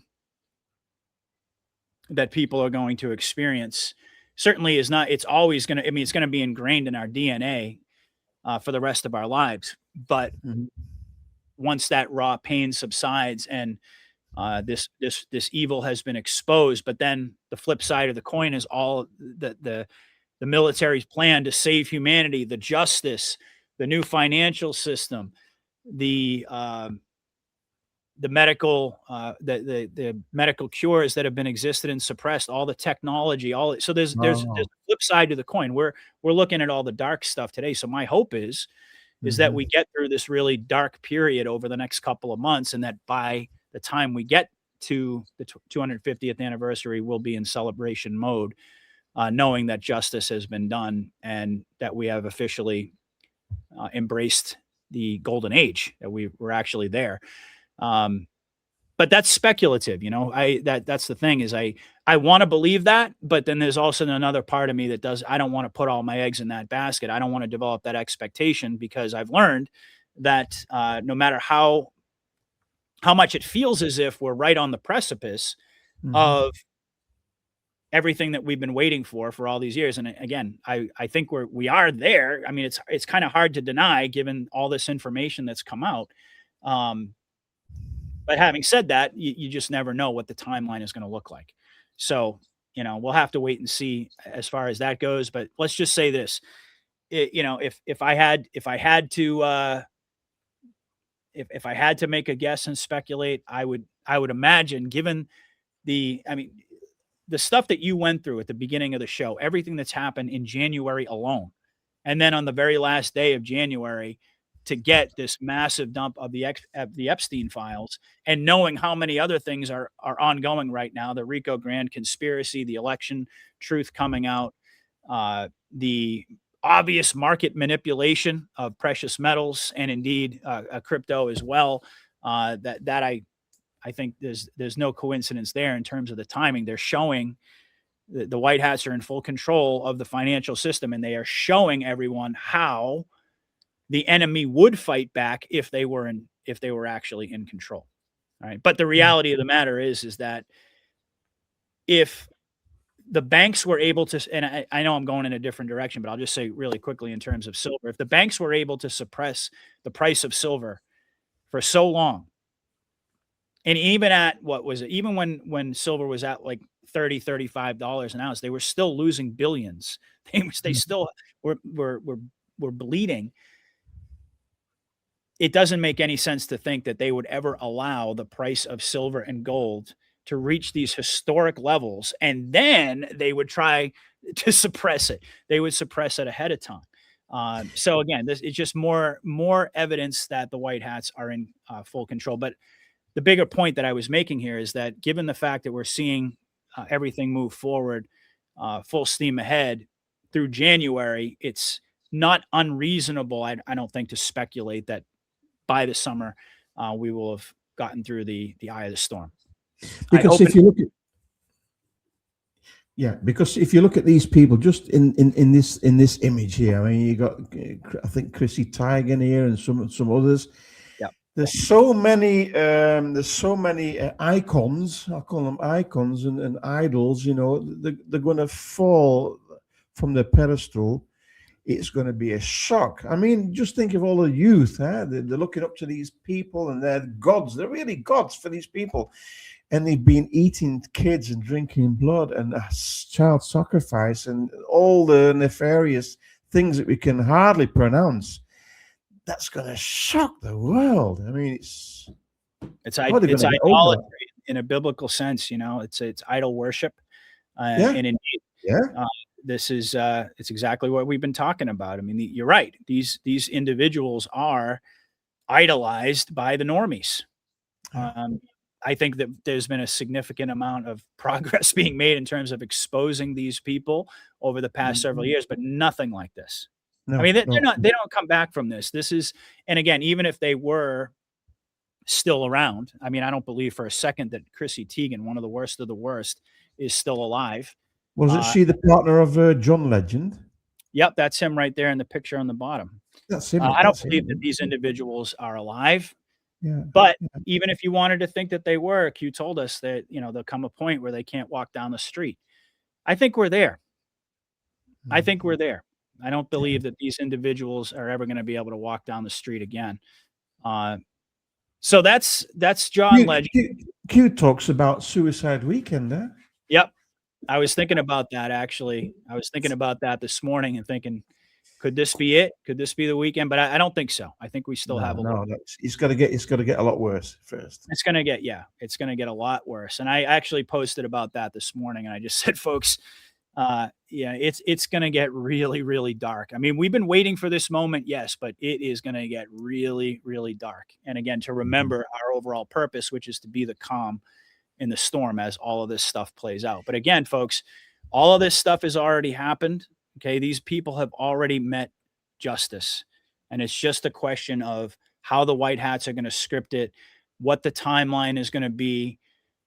That's really all that remains to be seen at this point. So don't worry about the public justice, all of that stuff. I mean, do you really think, again, just apply a little bit of logic, do you really think that all of this stuff is going to come out and that nobody's going to be held accountable for it? So sure, some of the black pillars might say, well, yeah, they haven't, there's been no justice, and, Pam Bondi hasn't arrested anyone, and on and on and on. Look, the reality is, folks, again, it's already happened. We're just waiting for, we're watching the replay for all of the normies. All right. There's no way, there is absolutely no way that the white hats would have taken us to the actual precipice of destruction while the enemy was still in power. They had to take them out covertly. They had to do it that way because otherwise it would have been far too dangerous. Like I said, even a fraction of this information that we're going over right now coming out into the public purview, they would have set off a nuke in every American city before they allowed that to happen. So and the reason I mention that is just to underscore, not so much for my audience, but really for your audience, that we are watching a movie. And whether or not you want to believe or accept that, that's up to you. I can't force it on you, but the evidence is overwhelming, even if you just apply logic, that we are watching a scripted replay of everything that has transpired. I mean, it's so obvious. Trump reminds us literally on a daily basis at this point. Do you think this whole operation is interdimensional? Sorry? No, I'm sorry. I was just going to say I'll stop sharing and then I can bring it back up in a moment. But do you think this operation is interdimensional, considering that Operation Absolute Resolve in Venezuela? You know what the super soldiers did? Yeah, the discombobulator weapon. I was what Trump calls it. Is it interdimensional? Are we or is it like Star Trek? Beam me up, Scotty. It looks like it, doesn't it? Well, I would certainly say that that it's a possibility and perhaps even a likelihood. One thing I will say is this, and you know this. You've been listening to me, I think, for a while, for long enough. there was a time when I spent a lot more of my energy and my focus on questions like that, like uh, the Galactic Federation, or you know, extraterrestrials, Mhm. uh, things along these lines. But I got to a point eventually where I started to realize, and this is just my opinion, um, that while those are interesting questions, I don't believe that they should be our primary focal point at this stage. I think that what we're going through is, and what our focus should be, is on the Great Awakening in terms of the 3D reality. That, I mean, we're having a difficult enough time to get people to accept the truth about the things that are actually visible and they could see, let alone having conversations about extraterrestrials and things along those lines, interdimensional concepts and things. And it's not me bashing him. Again, I interviewed, I did so many shows with people like Carrie Cassidy and people like Gene Decode, who I have great respect for them. But Mhm. eventually, my focal point kind of it shifted me in a different direction, and I think it was really God sort of saying, okay, well, that's all, that stuff is important, and it's a part of your basis of knowledge. But what I really want you to be focused on is the way that this operation is playing out, and how you can help and be of assistance to people in their process of waking up, and explaining, at least from a, I guess you could say, from a 40,000 foot view, what's actually going on in terms of the things that we can see, if that And makes sense. all these roads that all these paths, G&D code, Kerry Cassidy, you, me, all these paths lead to the same destination. They do. Yeah, they do. I guess I guess it's kind of like, don't put the cart before the horse, is No. the way that I look at it, in the Mm. sense that I think it's more important for us to focus on what's actually occurring and how this operation is playing out, and to do all that we can to try to amplify this information and spread the awakening. And then, Mhm. let's save that conversation. That's why I don't get into debates about flat earth, or what's really an Be anti. careful, be careful, be careful. I just don't do it, because quite No, frankly, I think while those are important aspects of the Great Awakening, and I'm not downplaying any of that stuff, no, no. I do think that there is a priority list, at least in my Mhm, mind, of mhm. things that we have to come together first, And the and then kids, we can have those bigger conversations about, where do we actually come from? Are we alone in the universe? What's the true nature of mhm, the world? Is it a globe? Is it flat? I mean, all of these things are important, but I think to start getting into debates and arguing about all these things, and focusing on AI, and really being in control of the universe and all this stuff, it's kind of like, okay, can we just maybe put a pin in that first, and actually get to the Great Awakening, and actually see justice play out before we have those discussions? That's really and what I'm. the kids are the most important.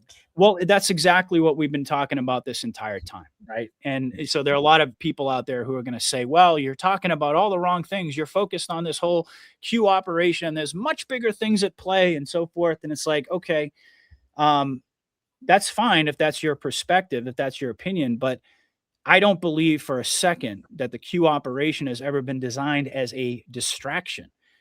I believe that it's exactly what the White Hats want us to be focused on as Anons, is the information that they're putting out. I mean, Q told us we are in control, of, or the gatekeepers of all information. What's that really mean? Well, that's basically saying that we want you to pay attention to the things that we're putting right in front of you, and decode all of that and make sense out of what's happening based upon what we're putting out there, as opposed to having discussions about things that are much further down the timeline. And they're going to be Peter, people who are going to do that, and that's important. I'm just saying, for me personally, that was that's kind of where I came down on that issue. Is just, all of that stuff is going to eventually become a necessary conversation, but we have much bigger fish to fry right here, right now, making the whole world aware about what was done to the children, what was done to us, the way that they've enslaved. slavery.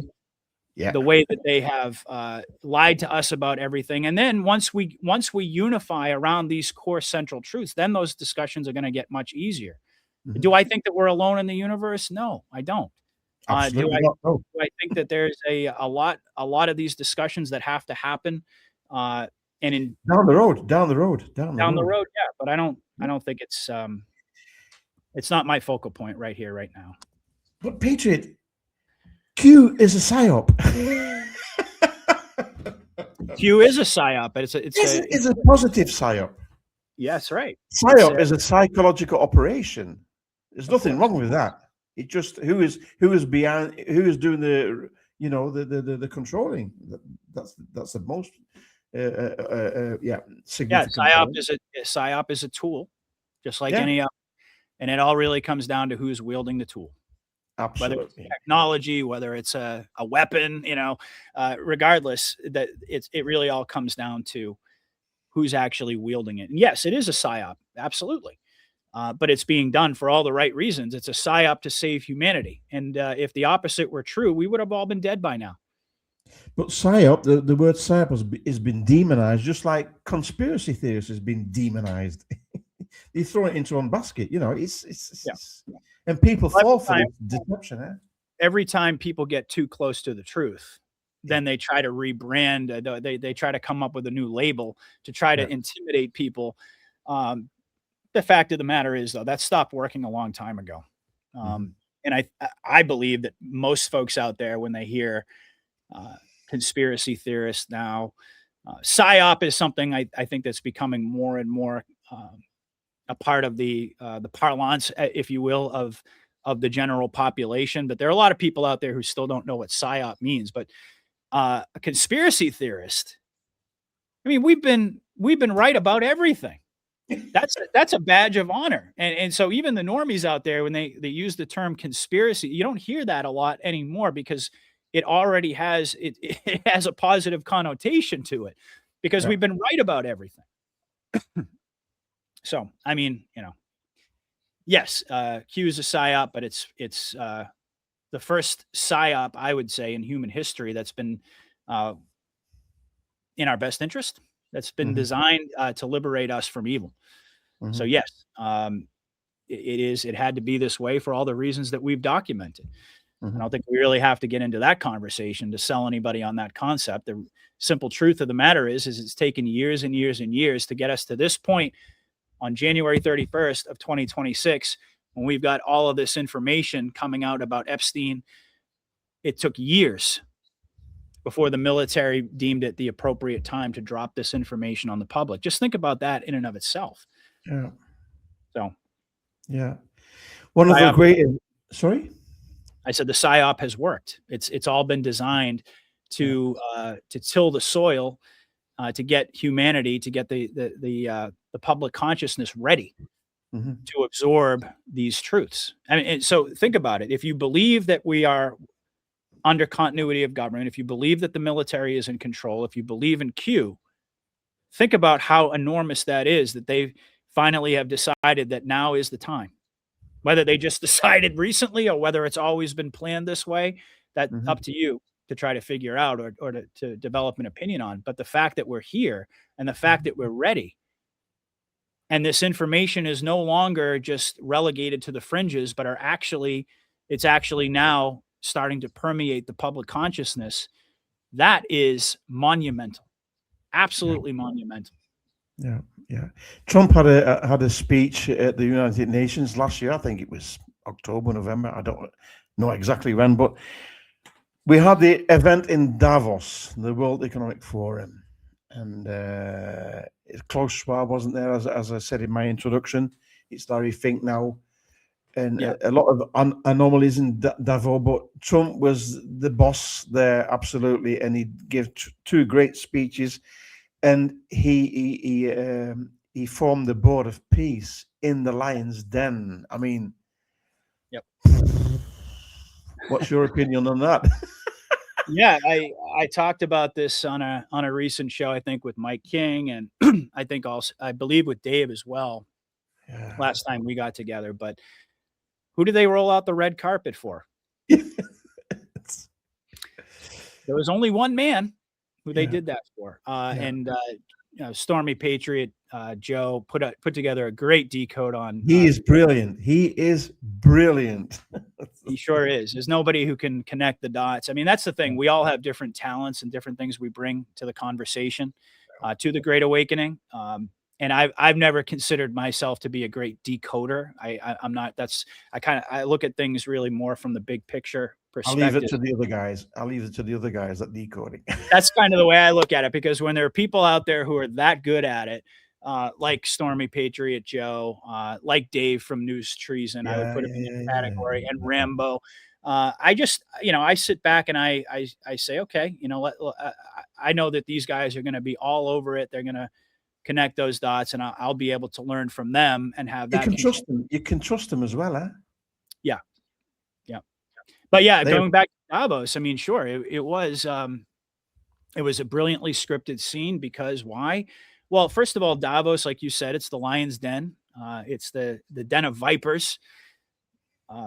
Optically speaking, I think all of these individuals have already been taken care of. But again, we're watching a movie and we're not the target audience. So in the minds of the normies, he went right into the lion's den, and he was treated like a king, essentially. And not only did he declare the death of the New World Order, but he also merged with a ratified charter for the border peace, a preliminary agreement on annexing Greenland. I mean, come on, that's absolutely. Oh yeah, someone mentioned DC Lidstone. He's a friend of mine as well. Brilliant decoder. Absolutely have to include him in the list. But yeah, Trump, he did exactly that. Declared the death of the New World Order, but more specifically, the birth of a new one to replace it, a multipolar balance of power. That is, the Board of Peace is going to replace the United Nations. The United Nations is done. They made a terrible mock-up of it. They were the peace organization, and they've only brought war. I've got a small clip of the Germans troops that retracted from Greenland. Is this one?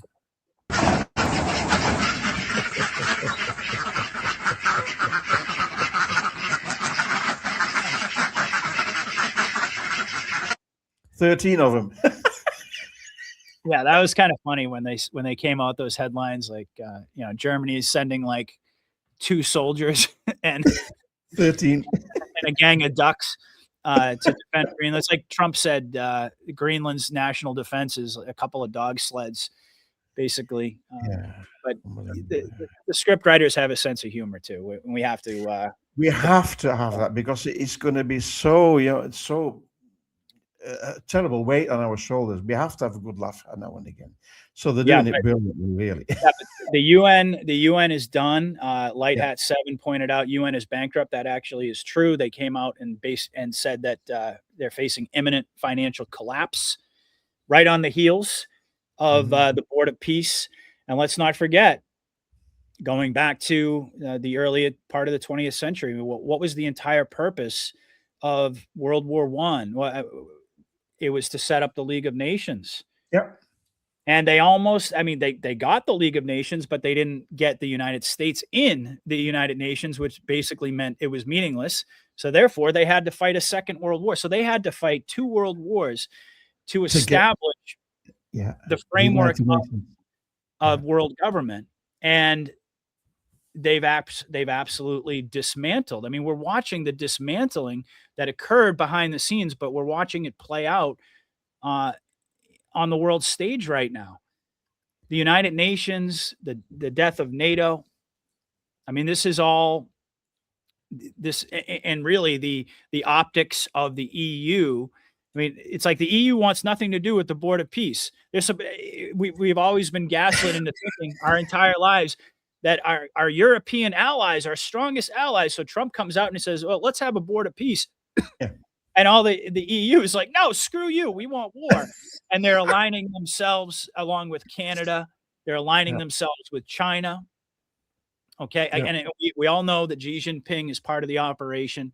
He also just, what played out in China, the supposed getting Arrests. rid of all of his top military generals. Yeah. I got news for you, folks. This happened years ago. Years ago, all the individuals out there who wanted to, the deep state elements that were running the People's Liberation Army, the CCP, they were all purged. All right. So now we're watching that play out. How they're going to script that, though, in terms of a potential scare event with the United States, China, the European Union, maybe an element of Israeli involvement as well. I've always anticipated, a la the sum of all fears, remains to be seen. But it's very interesting that the EU, I mean, we've got all these Middle Eastern countries, we've got President Putin in Russia saying, not only do we want to be a part of this, but we're going to actually donate billions of dollars to this effort. Yeah. And then you've got the EU lined up against. He's a Trump. terrible dictator. He's a terrible dictator. Yeah, this is all exposure. That's really what this is at the end of the day. It's exposure there, because the whole drive for world government really it emanated out of Europe and the Rothschilds, etc. So it makes sense that it's coming full circle now, that the United States is distancing itself from its supposed European allies, and the optics of China being pitted against the United States. Notice that Putin has been very not only has he been complimentary about Trump, but there's been very few things that Putin has actually criticized, right?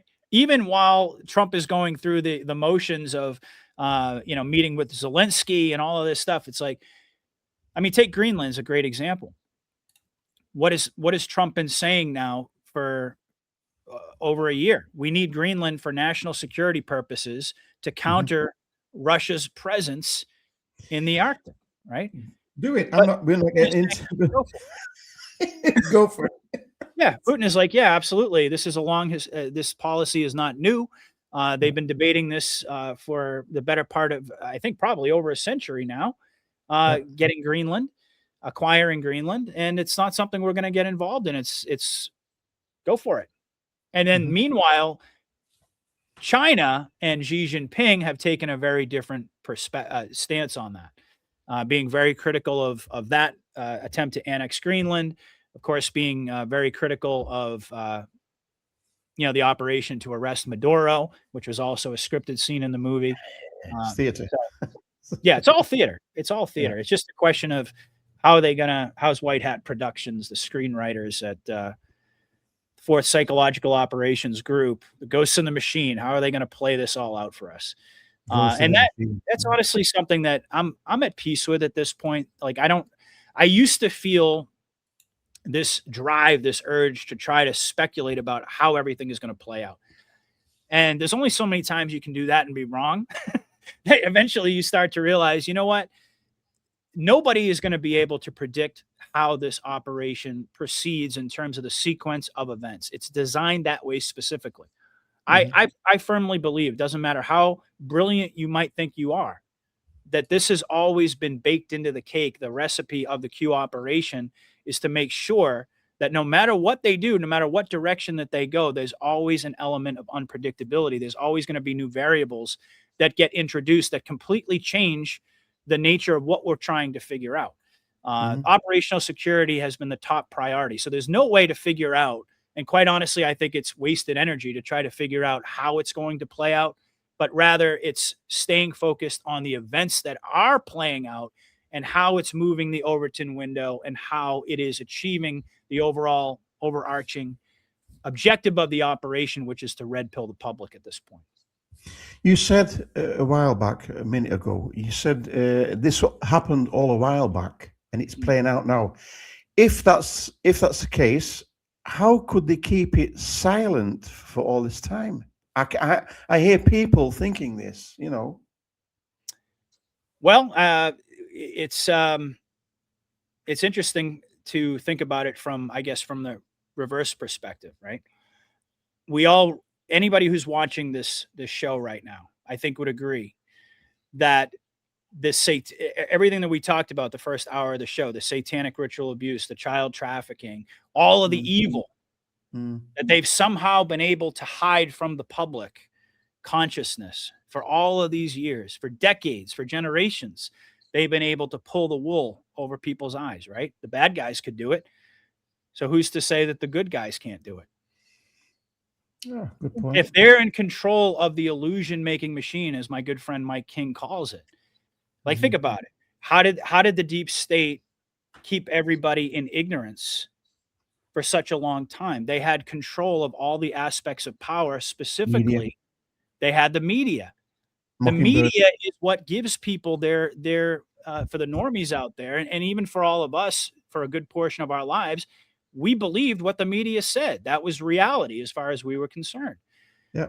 So if the good guys are in control of the media, who's to say that they can't keep this thing a secret? Not to mention the fact that there's there are such things as NDAs. There are such things as off the books, like, we're pointing a gun at your head, and if you go off script, we're going to kill you. I mean, if you think for 1 second that the military hasn't had to fight dirty behind the scenes, think again. That's the reason why not every aspect of this operation is going to be declassified, because there are some, and Ricardo Bossi will tell you this, there are some aspects of the way war is fought, even though they've done everything technically by the book, there are certain aspects, certain decisions, I'm sure, that had to be made that we're in a gray area, let's just say, in terms of legality, but they had to be done in order to win the war. So again, the question is, how, if the good guys are in control, how are they able to keep this a secret, and so on and so forth?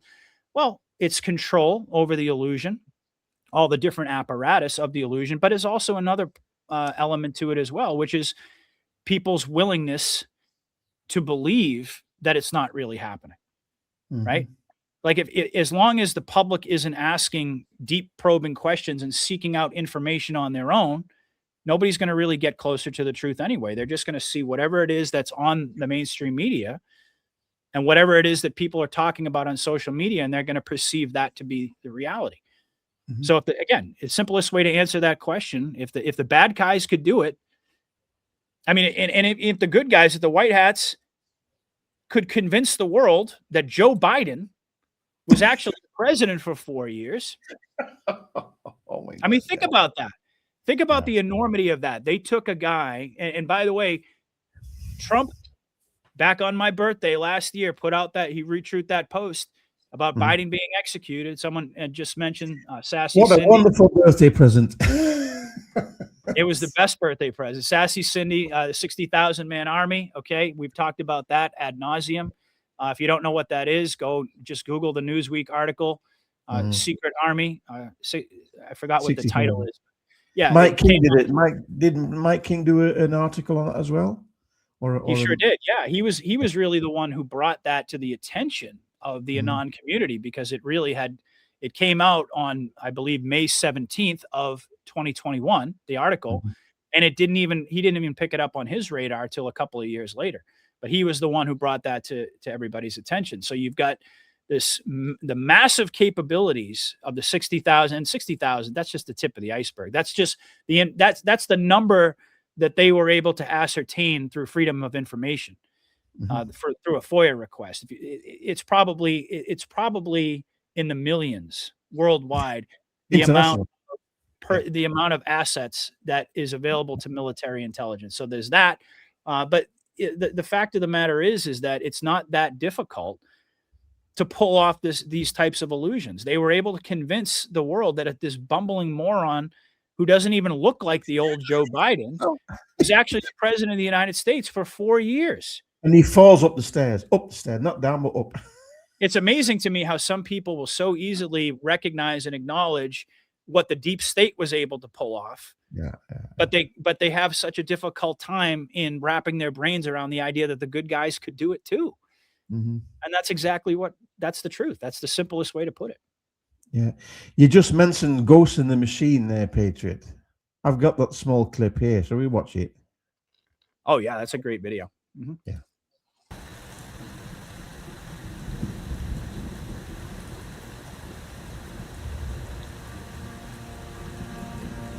Art of War.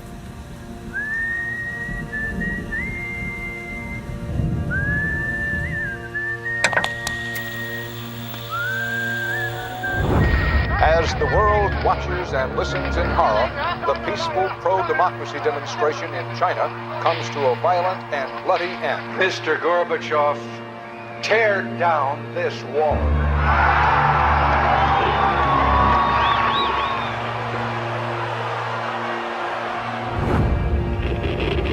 Wolves hiding nearby, whispering do or die around me.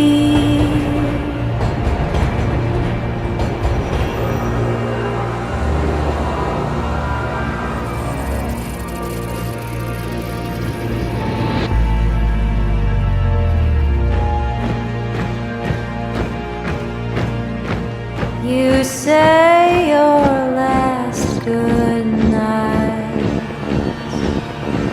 while I get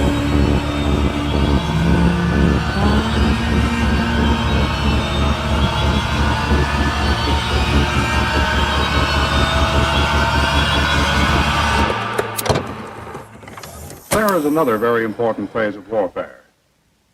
It has as its target not the body, but the mind of the enemy. The target of psychological warfare is against the enemy's mind. It is words and ideas. The ammunition used by Psywar.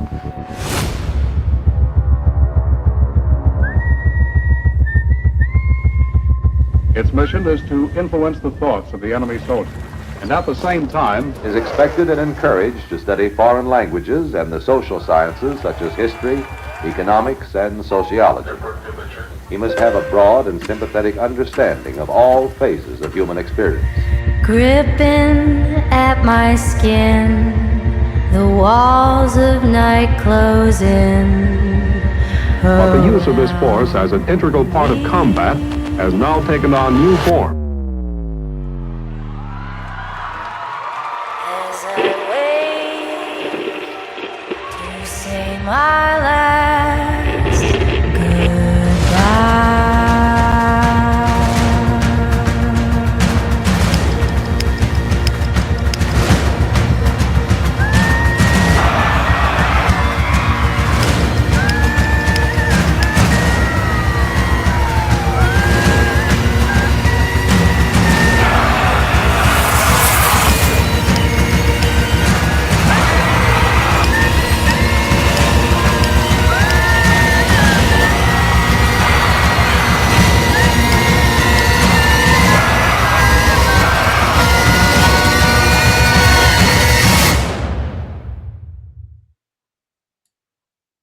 These are the Psywar soldiers.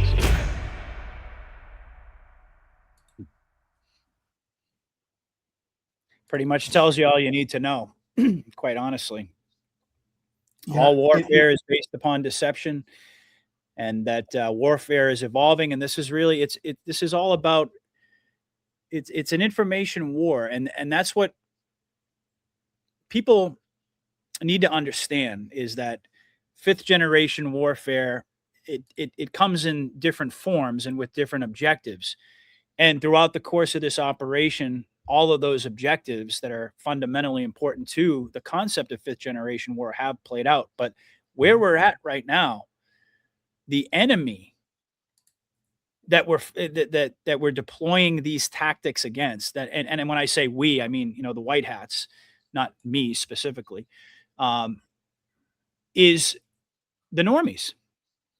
And it's like it's hard to understand that concept for a lot of people. Well, wait a minute, the normies are actually the enemy.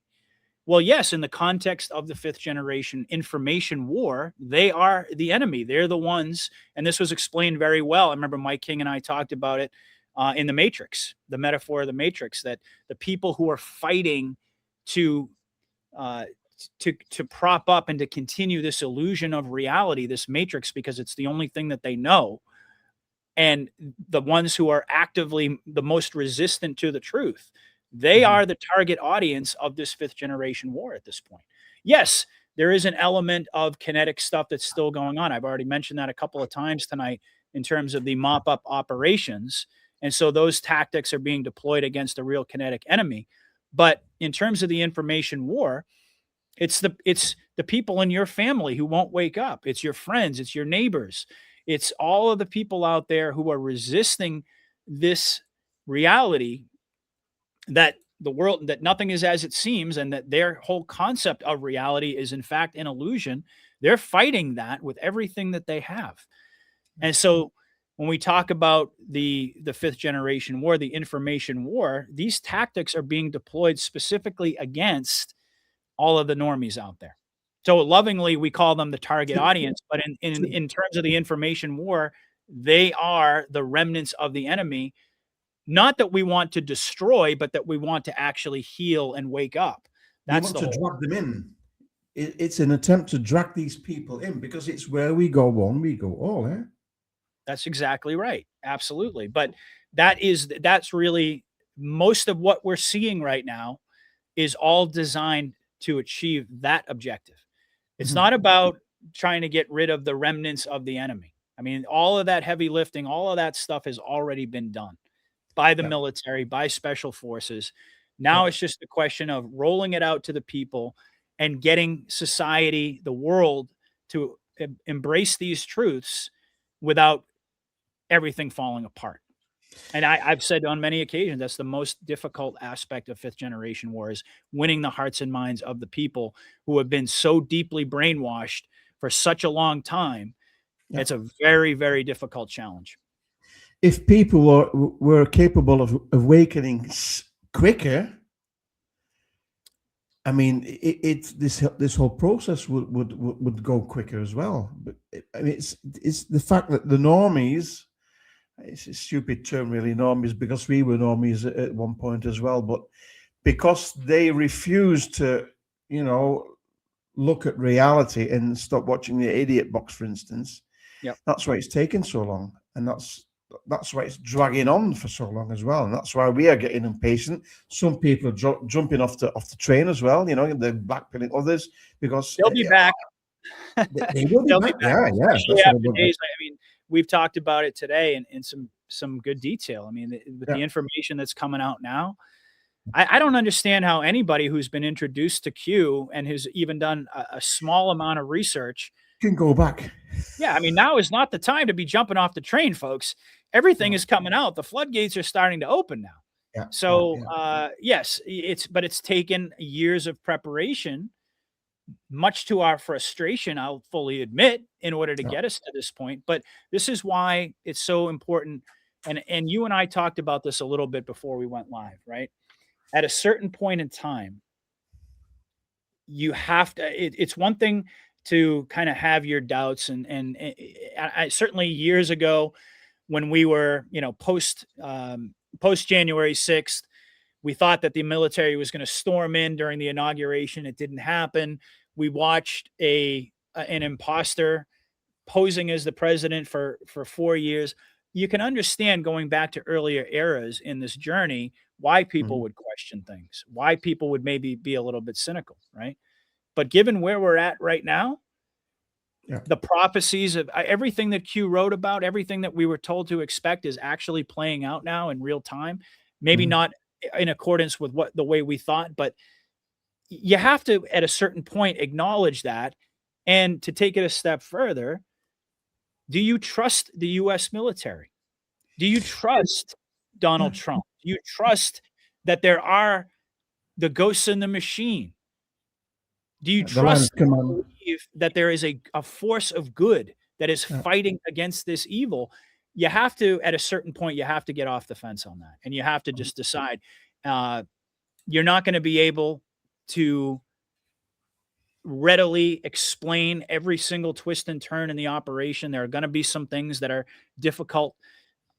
But at the end of the day, you have to deceive the enemy as well, eh? There's still portions of enemy that out there.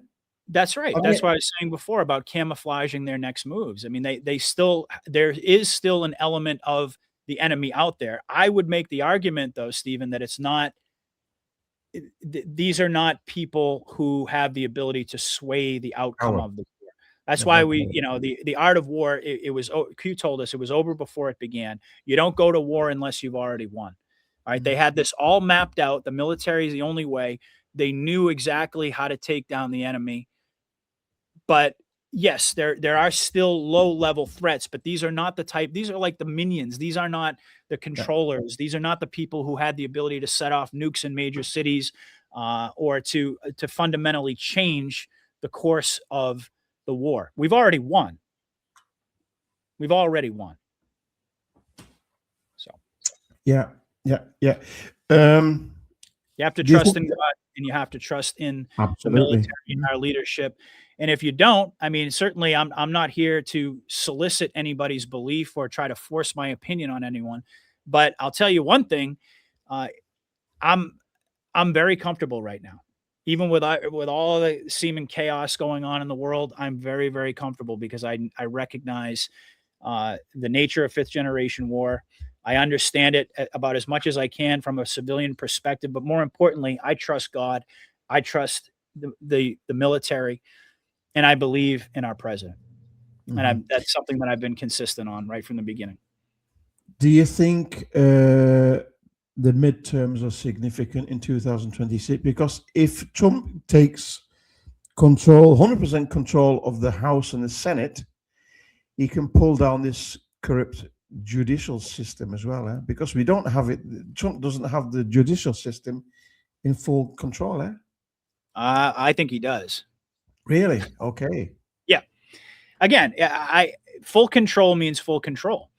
Having said what I just said about the lower level minions, like the foot soldiers, okay, they're still out there, and they're gradually being swept up in all of these raids that are happening.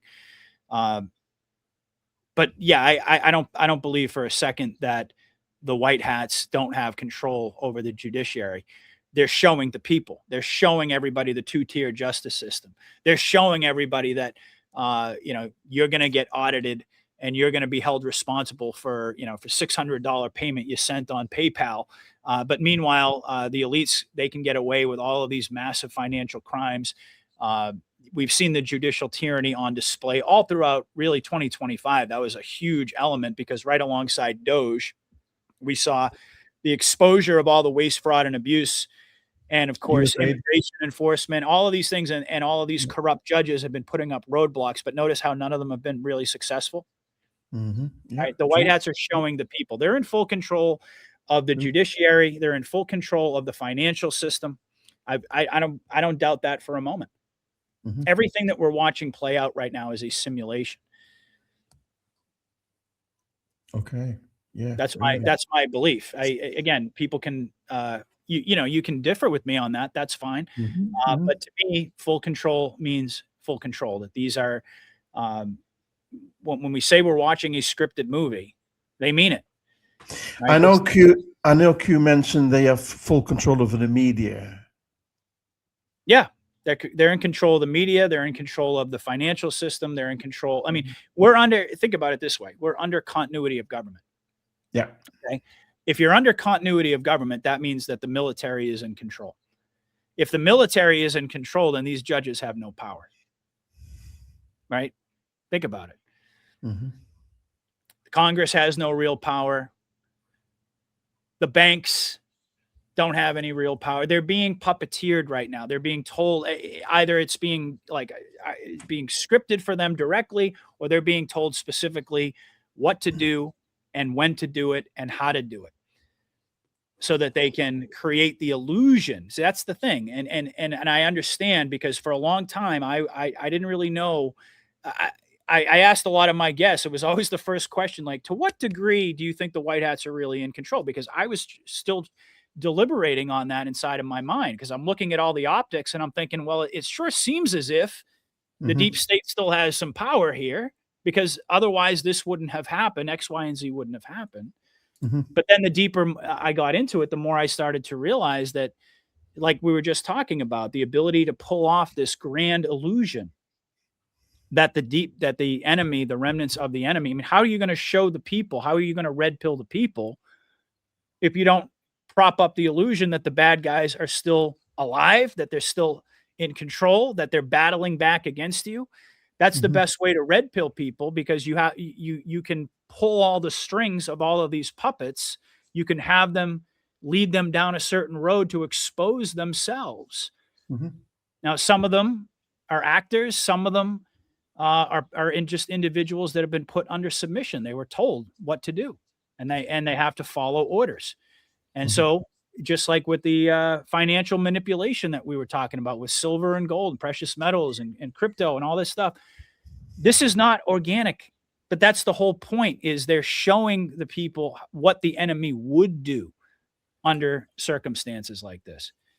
If you just look at this image, if anyone thinks that the white hats are actually in control and we're under continuity of government, but yet we still have a corrupt judiciary that has power, and we still have the financial elite cabal in control of the financial system, then those two realities can't coexist. Yeah. If you just look at this image, Patriot.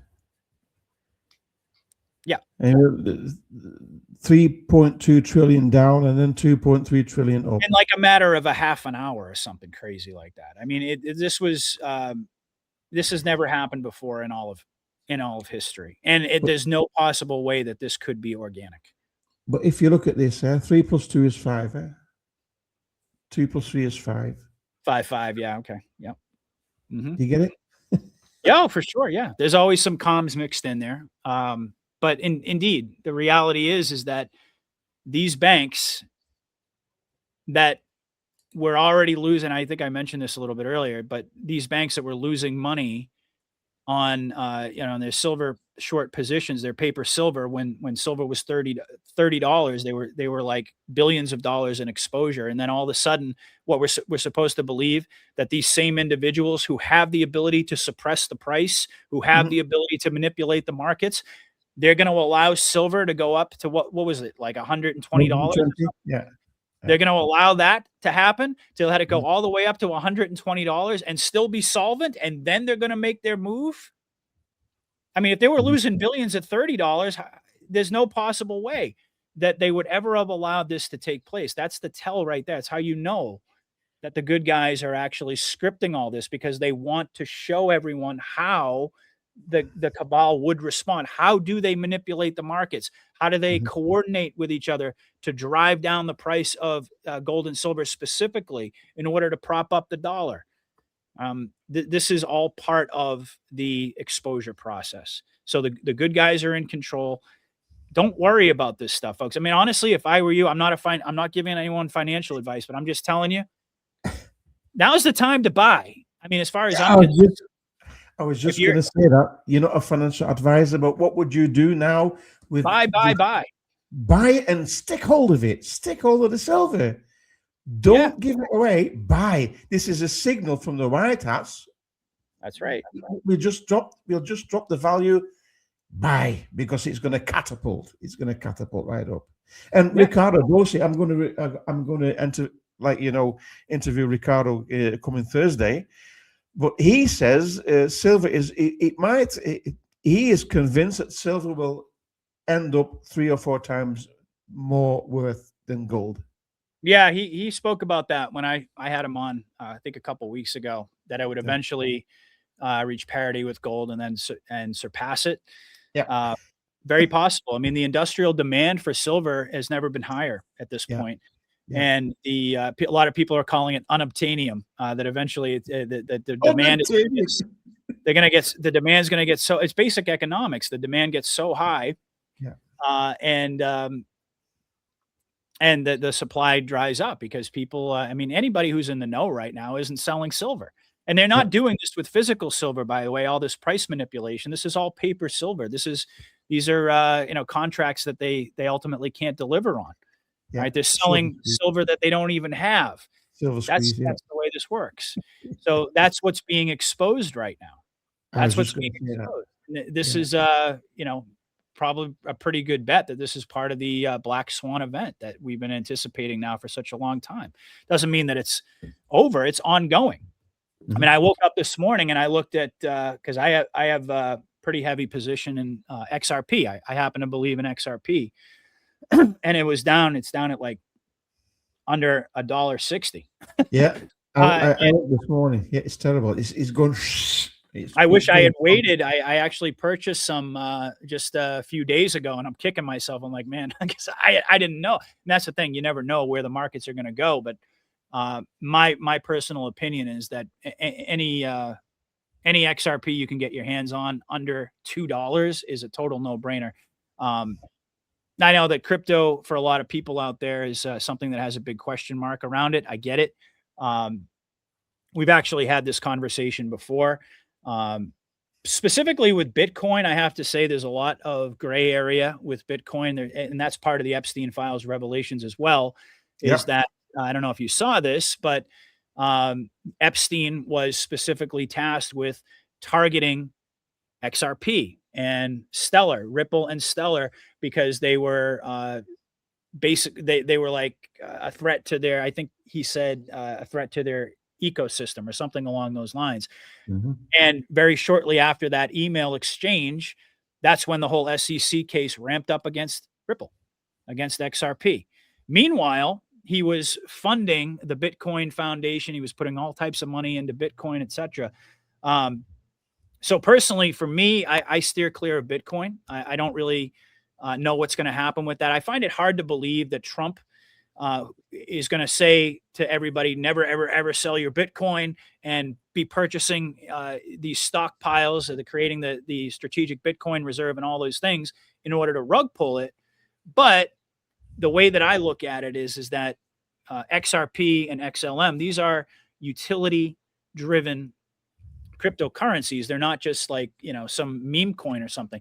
XRP is essentially connected to about 90% of the banks across the world. It's positioned itself to be the backbone of the financial infrastructure worldwide.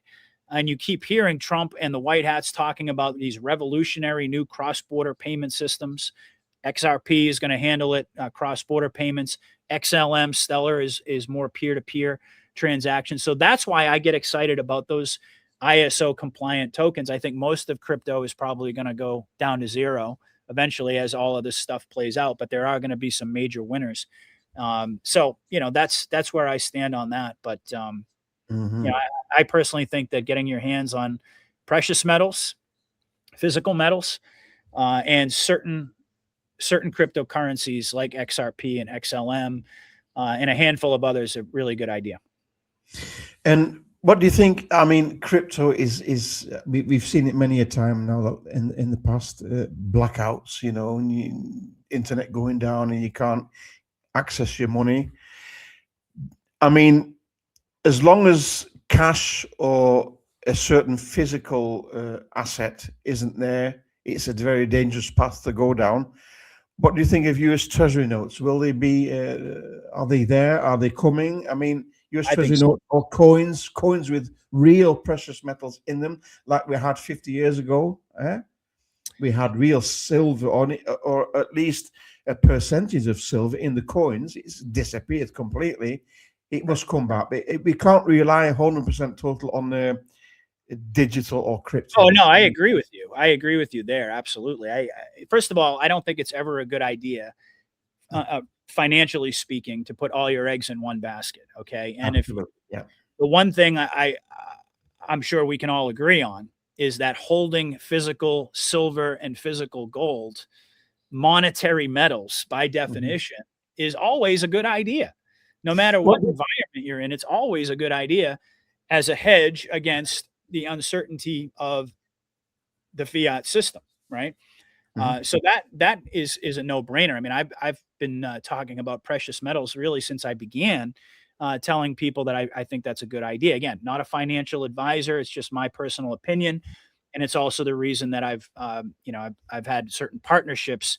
Most recently with Matt Geiger, who's an amazing resource for people as far as precious metals go. You can see the link to his information in the description of the video.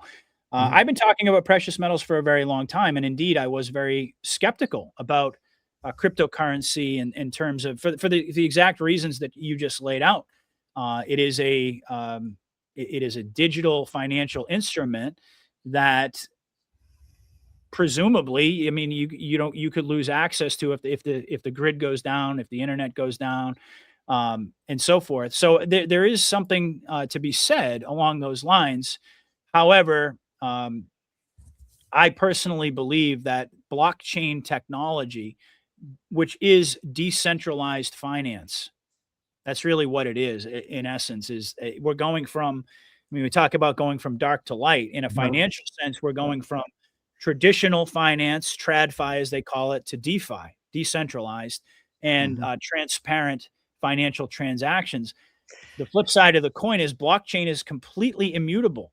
Every aspect, every transaction rather, is all recorded there on the blockchain. And I don't think, just like with AI. But that's so difficult for people. It's transparent. Everything is traceable. It's track and trace. We don't want that. I know what you mean, but it's terrifying. Well, all your transactions are already. I mean, sure, you can say what you want about cash, right? But how many people out there really do most of their transactions in cash? It's a very, very small amount. Far too less. Far too little. So with that understanding, you have to. I mean, the notion that we're just going into this, digital currency and it's all going to be digital. Look, the reality is that it's been that way for a very long time. Inside of the fiat model, our financial system has really been digitized already. And so it's really kind of like, going back to the concept of the tool. The tool exists. The technology exists. We can't go back in time. We can't go back.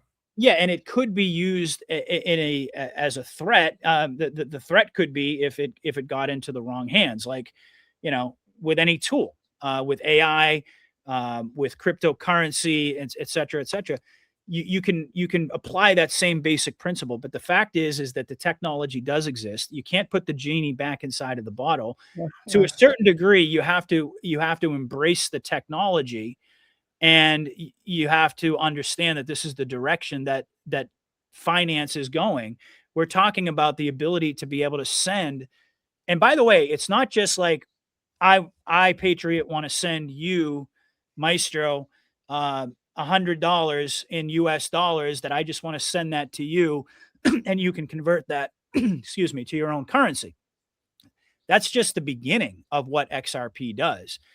Where this is ultimately going is the tokenization of real world assets. And I'm not going to get into a long diatribe on it, but the reality is that basically trillions and trillions and probably quadrillions of dollars of locked up assets, real world assets, everything from art to real estate to, I mean, any asset that is of any value whatsoever is going to be tokenized and put on the blockchain. And you're going to be able to transact with that. It's going to be fractionalized. And there are people out there who are have far more expertise in this than I do, but I understand the basics. This is the transformation of the financial system is what we're living through. We're not just talking about new payments. We're talking about being able to ultimately tokenize and put on the blockchain all of the assets that exist all throughout the world. We're talking about quadrillions of dollars. And that's why the Clarity Act is so important, so that market structure can be introduced. And a lot of the things that you're worried about, and perhaps your listeners are worried about in terms of digital finance, would be addressed by having very clear legal guidelines for this industry. Right now, it's still basically unregulated. It's like the Wild West. So it's understandable that people would be wary of it.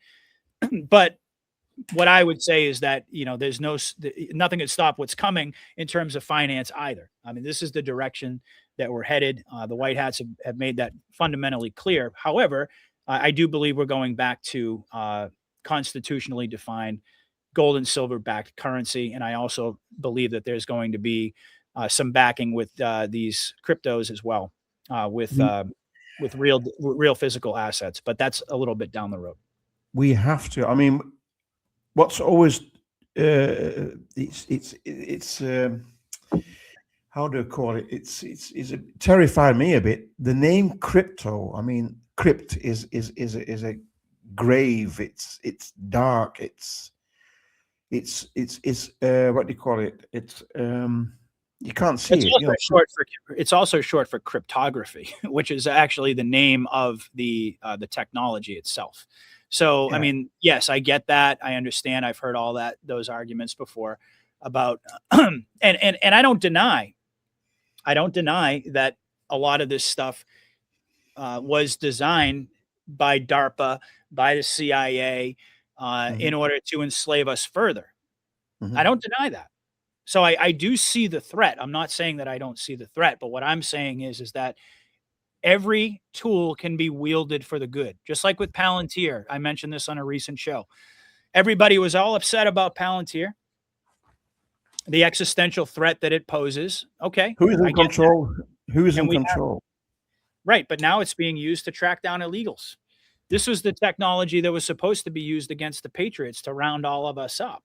Yeah. So the good guys are taking all of the tools of the enemy, and I do believe the infrastructure as well, eh? The infrastructure. Yes. Yeah. They're taking their infrastructure that they had hoped to use, they planned on using to enslave all of us and to ultimately wipe us out.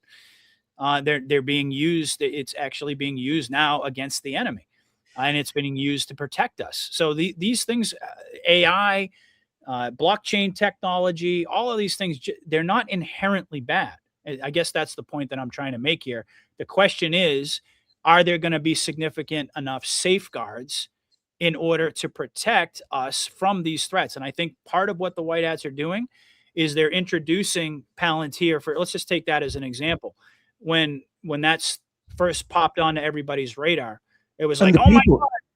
And the people beyond Palantir as well, eh? Right, exactly. Oh my God, this is terrible. Trump is actually one of them, on and on and on. And there were all of these conversations. Like my friend Dave says, controversy breeds conversation, which is exactly what they want. So there's all these conversations about the existential threat of this AI technology. What's it going to do? This is bad. This is bad. And then we come to find out that it's actually being used to protect us, that it's actually being used to go after our enemies, to track down illegals. And in the course of those conversations, we also have to, again, we have to be honest about where we're at in terms of our data, our information, our money, all of these things that people have this illusion like we're in control of it now. But if we allow this to happen, they're going to take complete control. No, look, this stuff has already been playing out for a very long time. They already have. If you think that you have any real privacy, think again. No. They already have all of your information. They already know. They know more about us than we know more. Precisely. So what are we going to do? We have to, I mean, I think to a certain degree, you have to embrace where we're at in terms of the evolution of technology. Yeah. And also you have to have those conversations so that the public becomes aware of the threat, but also somewhere in the process comes to realize that, like, again, any other tool, it has the ability to be either a force for positive change and protection, or it can be an offensive weapon. And it really all depends upon who is wielding that technology. So there needs to be a lot of legal clarity around cryptocurrency and indeed around AI as well. That's a big part of the debate right now, is like, who's going to regulate artificial intelligence? Is it going to be at the state level, the federal level? But these are all necessary conversations. But the technology is not going away. And it's not as if, unless you're sitting out there and you do all of your financial transactions in cash, which I would probably say is literally nobody does that, then you're not really giving up all that much that you already haven't given up. Mm-hmm. So, I'm not, I guess the point is I'm not worried about these things. I embrace it as a part of the evolution and of humanity ultimately. And I don't mean evolution in the strict sense. I mean in terms of the technology that we have, the ability to be able to move to the next level in various different fronts, from finance to to information technology, et cetera, et cetera. But all this stuff is already it's already existed for a very long time. So the good guys are in control. That's all you need to know, folks. I was just going to say, if the bad guys are gone, transparency is no problem, eh? Right. Exactly. I mean, and I'm not saying that we shouldn't have laws, and I think that's part of the reason why this controversy is being stoked right now, is to ultimately to make people aware that, yes, this stuff exists. It's not going away. The question is, how do we protect the integrity of the system and make sure that it's being used as a force for good, as opposed to what the enemy had planned for us?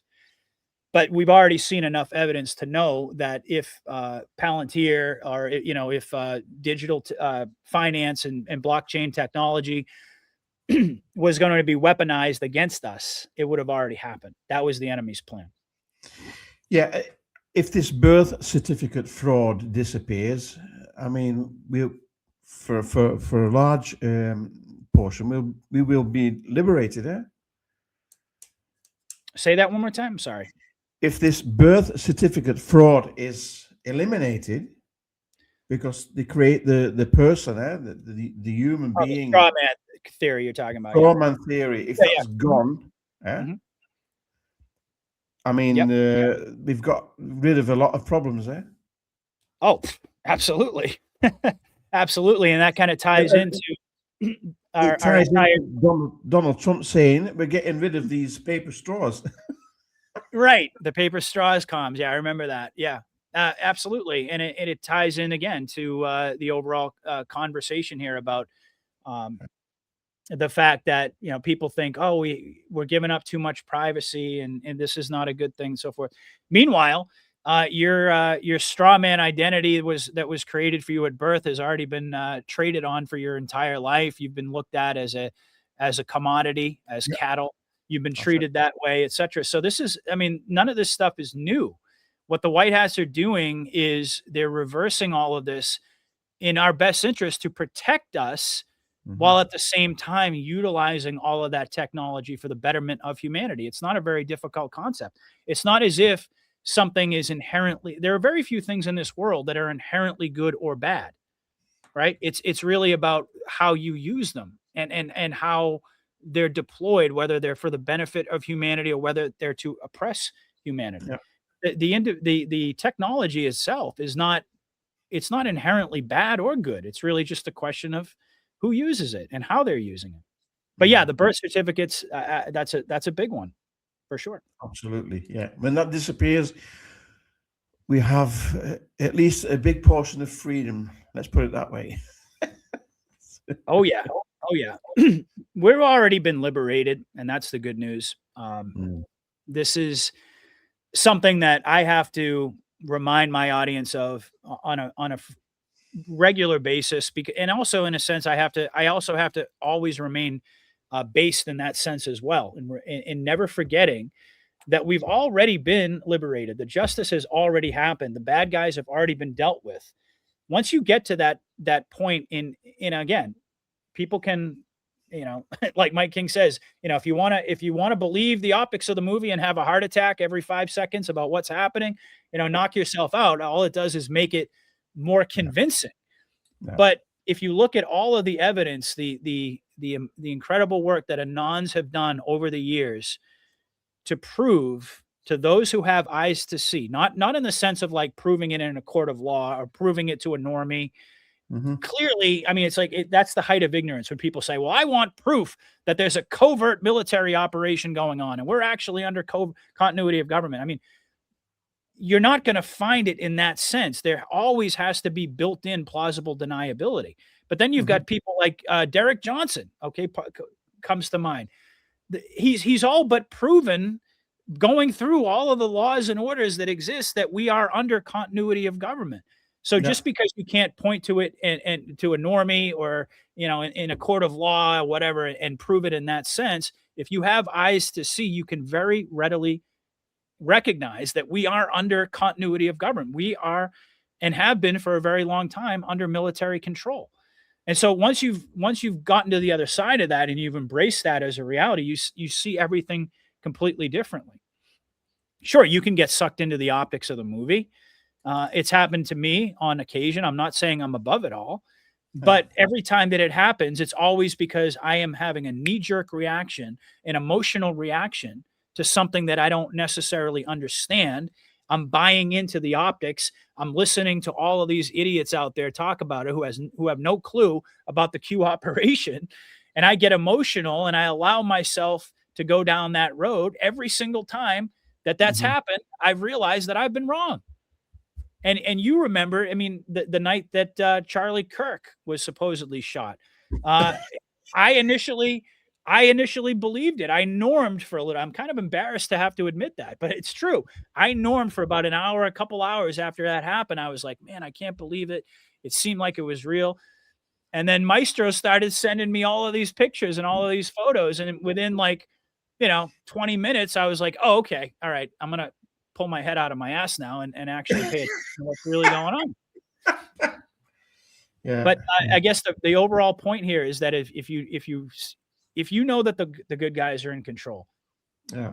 and you stay grounded in that first principle, all of the optics, all of the confusion, all of the things that the black pilling, sure, you're gonna be exposed to that stuff, but it's just gonna roll off your back, and you're gonna go, whatever. I mean, just wait for the boomerang, wait for the 48-hour rule, whatever you want to call it. But nothing is as it seems. Nothing is as it seems.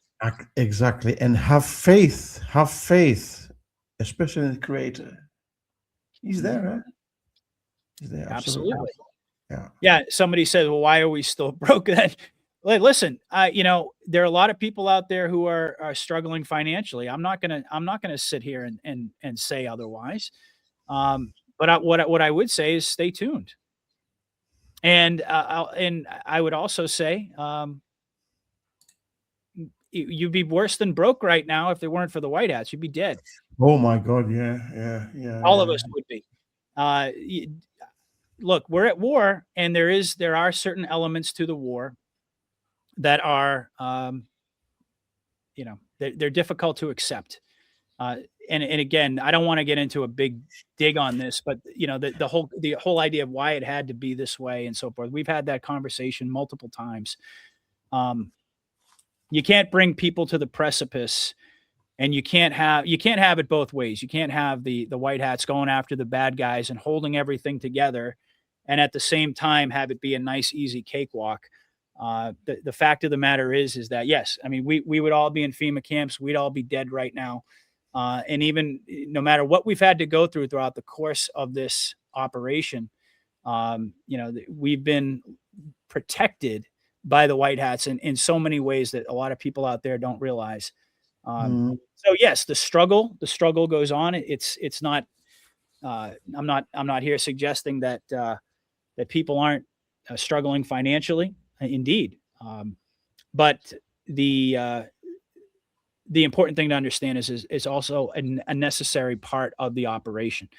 And you can't have everybody, you can't have the exposure operation and everything that we've been going through, exposing all of these evils and these horrific realities, and have people like sitting back and just like, without a care or worry in the world at the same time. Those things can't happen simultaneously. You have to get to the other side. And then, I mean, unless you think Trump is lying, that we're not actually going into a golden age, that all of these promises that have been made to us are lies. I mean, if you want to believe that, then I guess have at it. But the fact of the matter is that better days are coming. And I would say that we have to remember that it was an extermination, an outright extermination plan that they had in store for us. So yeah, we can sit here and we can bemoan how long it's taken. We can bemoan the fact that, people are still struggling financially. People are still struggling with health issues. I mean, nobody is immune to that stuff. All of us have been impacted in one way or another by all of these things. The question is where are we ultimately headed? And I think we've made a pretty solid case for that, of where we're going. Absolutely. And I mean, the collateral damage, we're in a war, and it's difficult to explain to people that we are in a war. But I believe the white hats they're trying to reduce or collateral damage and the what do you call it, the casualties to an absolute minimum. Yes, indeed. And the fact of the matter is that we've all had choices along the way. We weren't forced into doing anything. Trump gave us in the military. I mean, they gave us the ability to exercise our free will all throughout the COVID stuff, and it's in the jabs, and all along the way. Sure, we're at war, and it's not an easy process. but no war is. And again, when we get to the other side of all of this, we're going to see all of these things had to play out. You can't. I mean, even if you just wanted to focus on the money stuff, okay, which personally I think is probably the least important element of the operation. However, a lot of people are in dire straits at the moment. They have financial problems, of course. Well, right, but Trump he's reversing all of these things. But at the same time, this is really the point, is that you have to expose the problem and get people to understand the problem. And you can't do that unless you have the problem persist. You can't bring people, to the precipice, so to speak, and then also have them already being given relief and, the abolishment of income tax. I mean, all this stuff that he's been talking about, getting rid of the IRS. I mean, if you don't see the progress on that, we just did a show. Mike and I were talking about this the other day, how, or maybe it was a couple episodes ago, but the New York Times, the Q York Times is posting, is coming out with these huge articles about how the IRS is a skeleton crew and they can't actually audit anybody. And Trump is going on and on. I mean, how many times has he said income tax is going away? Income tax. Ricardo Bosi did a show on this as well with John Michael Chambers, I think. Stop paying taxes. Yeah, and there's this big tax narrative that's Margaret Taylor Greene. So look, the good guys are in control. We have to be patient, and we have to allow this process to play out. And I understand it. I feel for everybody out there, because again, I haven't been immune to this either. Okay, I've been, for years of my life, living from paycheck to paycheck, and one unexpected expense away from bankruptcy, from financial ruin. I mean, I've been in that position. Okay, and I understand that a lot of people are still in that position, but in order for us to ultimately make that transition from dark to light, out of the debt slavery prison and into this new system, there has to be a controlled demolition. And in that process, there is going to be some pain. There's no way around it. There's absolutely no way around it. And that's just in terms of money. Okay. There's people all the time who write me about, do I think the med beds are coming out and all of these things because they're desperate. They're sick. They have diseases and so on. And they can't understand. Why don't we just hurry up and bring up all this technology? I get it. I understand. But it's all part of the process. You have to remember that everything that is going to ultimately play out has to go a certain way in order for people to understand how close we were to what the cabal had in store for us. So there is some pain that has to be embraced as a part of that process. There's no way around it. Med beds won't work if you're smoking all day and sitting on the sofa with a bag of chips or crisps and a bottle of beer. People will have to change their way of life before med beds can help. So it's in fact, it's awareness. It's a consciousness shift they have to make first. Right. And they're doing, they're getting rid of all the illegals. They're going to start targeting the companies who have hired these illegals, who have driven down wages, who have driven up the cost of living. All these things take time, though. I mean, it is a gradual process. The white hats are in control, but that doesn't mean that they can just simply flip a switch and unwind all of these problems that took years and years and years to develop. Because humanity can't react in the same way. It will never work. Right. It has to appear to be organic. And so therefore you can't do it all at once. You need to introduce people to the problem. You need to educate the public on how it happened to begin with. Because de-brainwash. Right. And in order for this to really be the Great Awakening, you have to educate the public. The only way to educate the public is to put them through the simulation of all of these problems, to have us live with the consequences for a while still safeguarding the integrity of our overall society, preventing preventing everything from crumbling down. That's what the military is there to do. But at the same time, our job is significant as well. I mean, he put Rome wasn't built in a day. Yeah, and it also wasn't, it takes a long time to tear down build. the old system, and in the process, educate all the people so that it never happens again, so that people will be vigilant. Part of the problem is that we weren't vigilant. And that's something that, look, for some people, it's an unpopular take, but in my mind, it's pretty obvious. Yes, we were brainwashed. Yes, we were hit with all of these silent weapons. There's no denying that. But we also played a role as well. Yeah. So, we weren't paying attention, and we weren't holding in the leadership accountable, especially during a time period when we had more of an ability to rein this thing in and not let it get out of control. But we've developed an attitude. And I don't mean people in this audience, because these are I'm talking about the masses out there. Okay. They've developed this attitude where it's just like, it's always somebody else's problem, right? It may be my problem, but it's somebody else's responsibility to try to fix that problem. And I think that a big part of this whole process of the Great Awakening is educating the public and making sure that people understand. That's the way it's actually mentioned in the Q drops. The precipice is defined as reaching a point where you're willing to get involved, where you're willing to get off the sidelines. And the precipice can also mean individually, huh? Yeah. Yeah. I think it's an individual.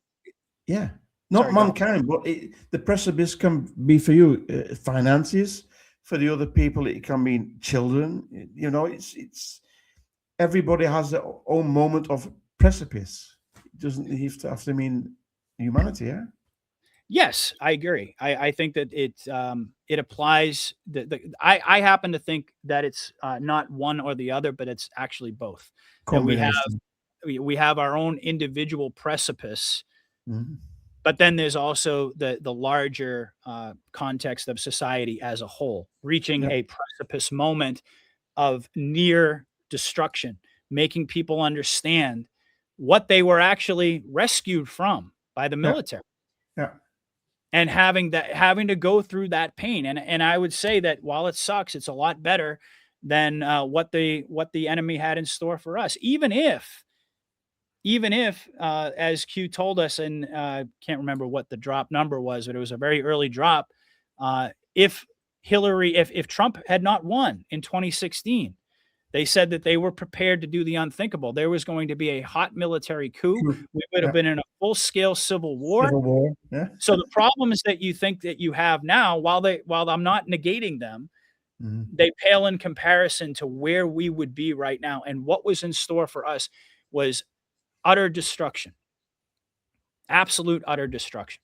And we've been shielded from a vast majority of what they've had in store for us. Have we had to go through some difficult times? Yes. Have we had to feel some pain and sacrifice? Yes. But was there any real way out of this without that? The Georgia Guidestones had it hammered into stone, huh? 500,000. Wasn't it? 500 million. A million. I always say 1,000, but yeah, million. Yeah, 500 million. Yeah. So how many had to disappear? 8 billion, 8 billion. You call it billion in America, huh? Billion, huh? Yeah. Yeah. This is exactly what we were up against. So, and that's the point, is like, if you look at it in a vacuum and you just say, well, why aren't the white hats doing this? Why aren't the white hats doing that? How come I'm, still struggling here? And how come that person's still struggling there? If you look at it in that context, sure, you're going to get upset about it. And I'm not here to delegitimize how people feel. But what I am suggesting here is that that's not the proper lens to look at it through. You have to understand that this is an operation that's bigger than any one of us. This is history that's playing out. This is biblical, what's playing out right now. And there's no easy way to go from dark to light and have without all of us killing each other, without having massive war and civil war. And I mean, this is by far the best possible and the only possible option Scenario. for them to move forward. Absolutely. That's really all it comes down to. So Yeah. Yeah. I mean, you can't tell the people, you have to show them, but you also have to let them experience it as well, to a certain extent. that's exactly right. You have to experience it. You have to The like dark, Elon Musk the dark. said where the only thing that matters is the court. The only court that matters is the court of public opinion. Kash Patel has said on multiple occasions, we are educating the American people. And the world. And the world. Yes, he was talking to Americans, but indeed, this is a worldwide operation. Yeah. And they are educating the people. And again, coming back full circle from where we started tonight, boy, are people getting an education today. And like it might take a little while for all of this information to really like to permeate all that brainwashing. But that's really what this is all about. They're systematically breaking down the matrix. They're creating cracks in people's consciousness so that the truth can start to slip in there. It's just like getting one toe in the door. And once you do, it's just only a matter of time before the whole thing blows wide open. And we are so close. Absolutely. Patriot, it's been a great conversation. Have you final thoughts? I believe we're going to do a show at the end of every month. I would like that. Yeah. I always enjoy our conversations. I always enjoy our conversations. I feel like, you're one of the people that I really enjoy working with the most because we can have an open, free dialogue, and it's completely unscripted. We never know exactly where we're going to go. I mean, Maestro may have had some sort of notion about going in certain directions, and I might have taken over there a little bit in the beginning with all of the discussion about Epstein. But that's the beauty of it is that every time we sit down to have a conversation, we always end up covering a lot of very important information. You know, it is, we are authentic. We don't carry masks. You know what I mean? We speak what we feel in our hearts, and we don't have to hide that. And that's what people appreciate as well, Yeah, and I also like I completely agree with you, and I love the fact that we look, there's lots of different types of shows that I do and that I've done in the past. Some of it's really getting into the weeds, trying to decode this and decode that and all that. But my favorite, you can't compare the shows. It's not fair to compare the shows. Every show, the show that you do with Mike King or with Dave, they have their worth as well. It's I mean, I don't miss one show. I watch them all. It's fantastic what you do with Dave, with Mike. It's even your monologues are fantastic. Well, thank you. I appreciate that. But what I was really going with that, in agreement with you, is that some of my favorite conversations are about the big picture, because that's really where most of my energy, my focus, my consciousness is always looking at the big picture. The overall trajectory of the operation. And when I sit down with you, we always end up focusing on the big picture, which I think is the most important stuff. I mean, yes, it's really important. All like you said, all of the different people out there, whether it's people that I work with or people that I don't work with, other people do other things. And every single aspect of what Anons do, what they bring to the table, in my opinion, is equally important. It's a piece of the puzzle. It's a piece of the puzzle. Yep. It's a piece of the puzzle. But this is my comfort zone. I really enjoy being able to have these big picture conversations with you that, as you pointed out, are they're authentic, they're real, they're raw at certain points. But that to me is ultimately what I love the most. So yes, definitely want to do another show. We had said, I think, once a month. So I'd love to take the month, just to dive into the month at the end, the last Saturday in the month, a show with Patriot. Okay, what's happened in January? What's happened in February? Just to I'm down for that. I'm So down let's for it. do that. Love it. I would love to do that. Have you got any shows coming week, Patriot? Let's see. Well, I've got Mike on Monday, and then Dave on Thursday of next week. And I was supposed to do a show with SG and on a couple of days ago. Unfortunately, SG had something come up, so he wasn't able to make it. We're still working on coming up with a reschedule on that because it's been a while. It's been many months since I've sat down with SG. We just kind of both got busy doing our own thing, but I'm really looking forward to sitting down with him again. So He was quite active at a time, eh? But I've hardly heard anything of SG. oh, he's still doing his thing, he's still doing Okay. his thing, but it's just like with all of us. I mean, we go through different phases, I think, in our journey, and SG, I can relate to him in a lot of ways because uh, he's got a full-time job. So do I. Um, he's got a little one. I've got a couple of little ones. I think we're both kind of similar age, similar space in life, as opposed to a lot of the other people that I work with who I love, but they have they're in a different position. They have a lot more time I to be. admire that. I Yeah. admire that. I mean, you've got a family, you've got kids. SG has got. I mean, single. I've got no partner, and I'm glad at certain times that I've got nobody around me that's telling me what to do, and I can go my own way. But I admire that you still have the time and the energy and the stamina, and the drive to keep doing this. Well, I love it. I do love it. I wish that I had more time to produce more of my solo material because I've really slowed down on that quite a bit. And I've struggled with that a little, if I'm being honest with you, trying to carve out time to put together my own individual shows. But I've also just kind of like I've been talking about all night in a different context. You have to embrace where you are on the journey, and you have to do. I mean, what I offer to my audience is I offer what I can, when I can, and how I can.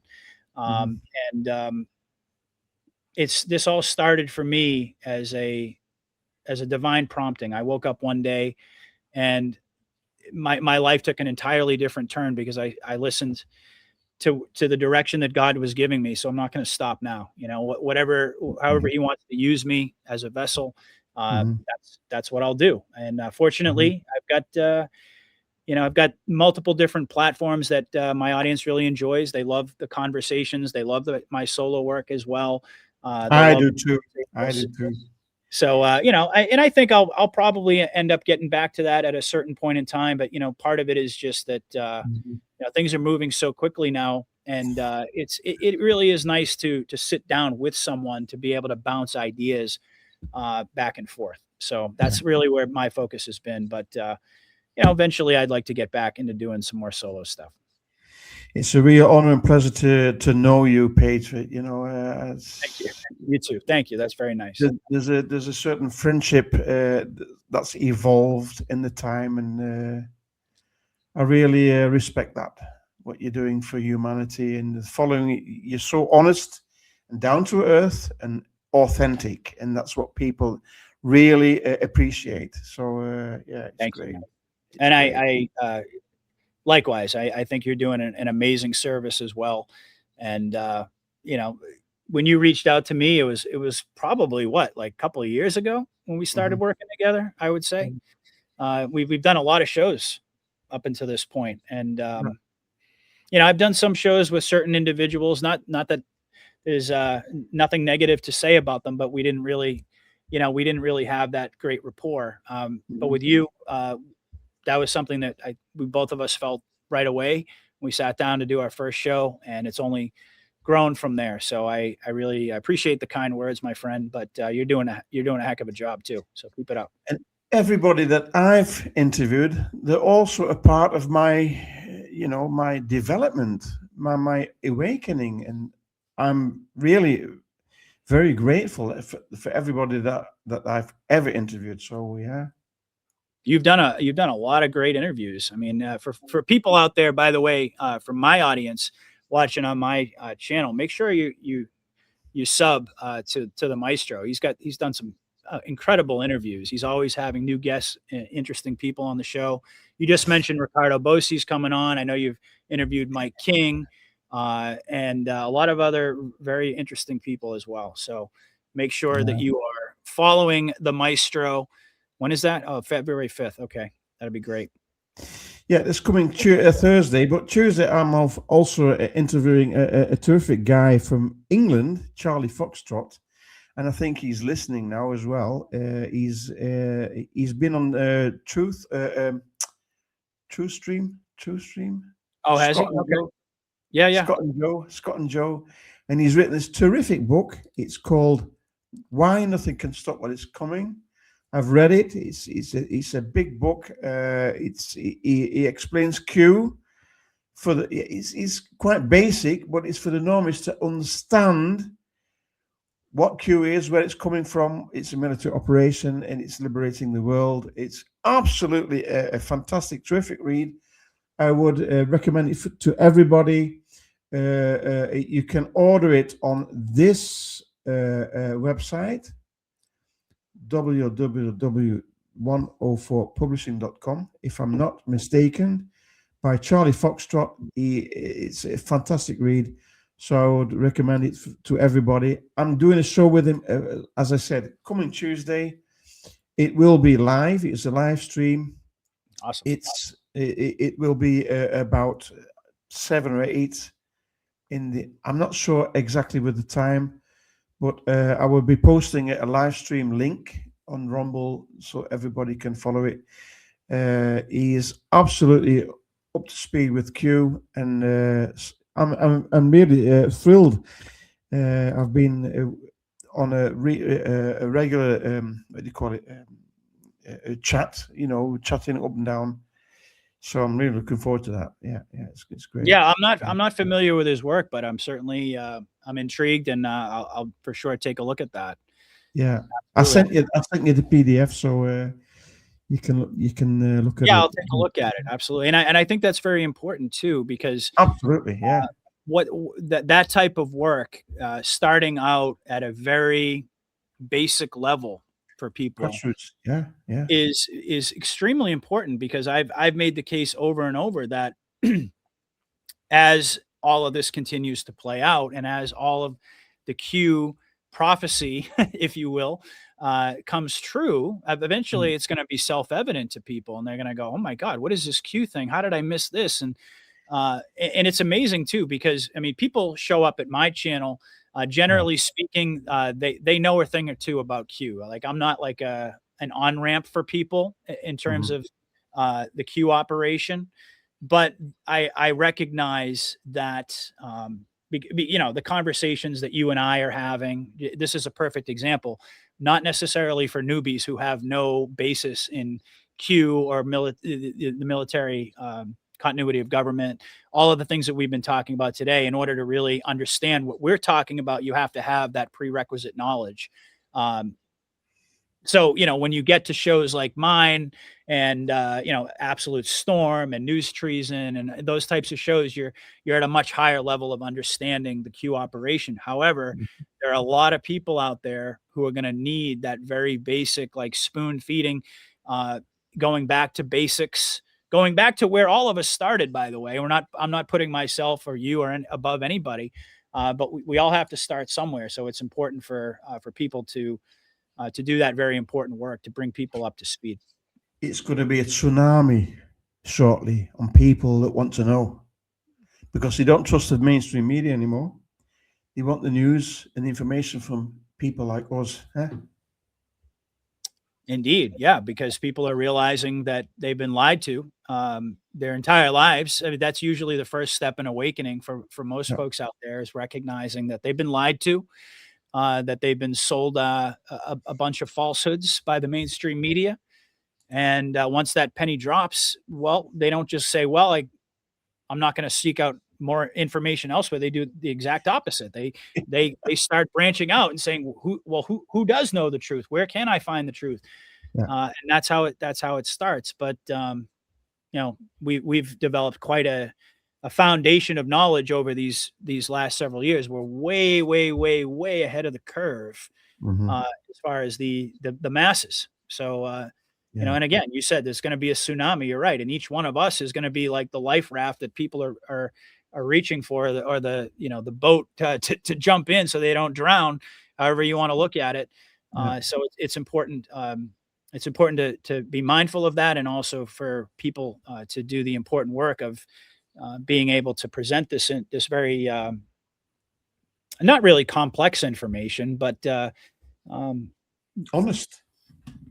And yeah, I mean, to be able to present it in a way that people can understand and accept. Yeah.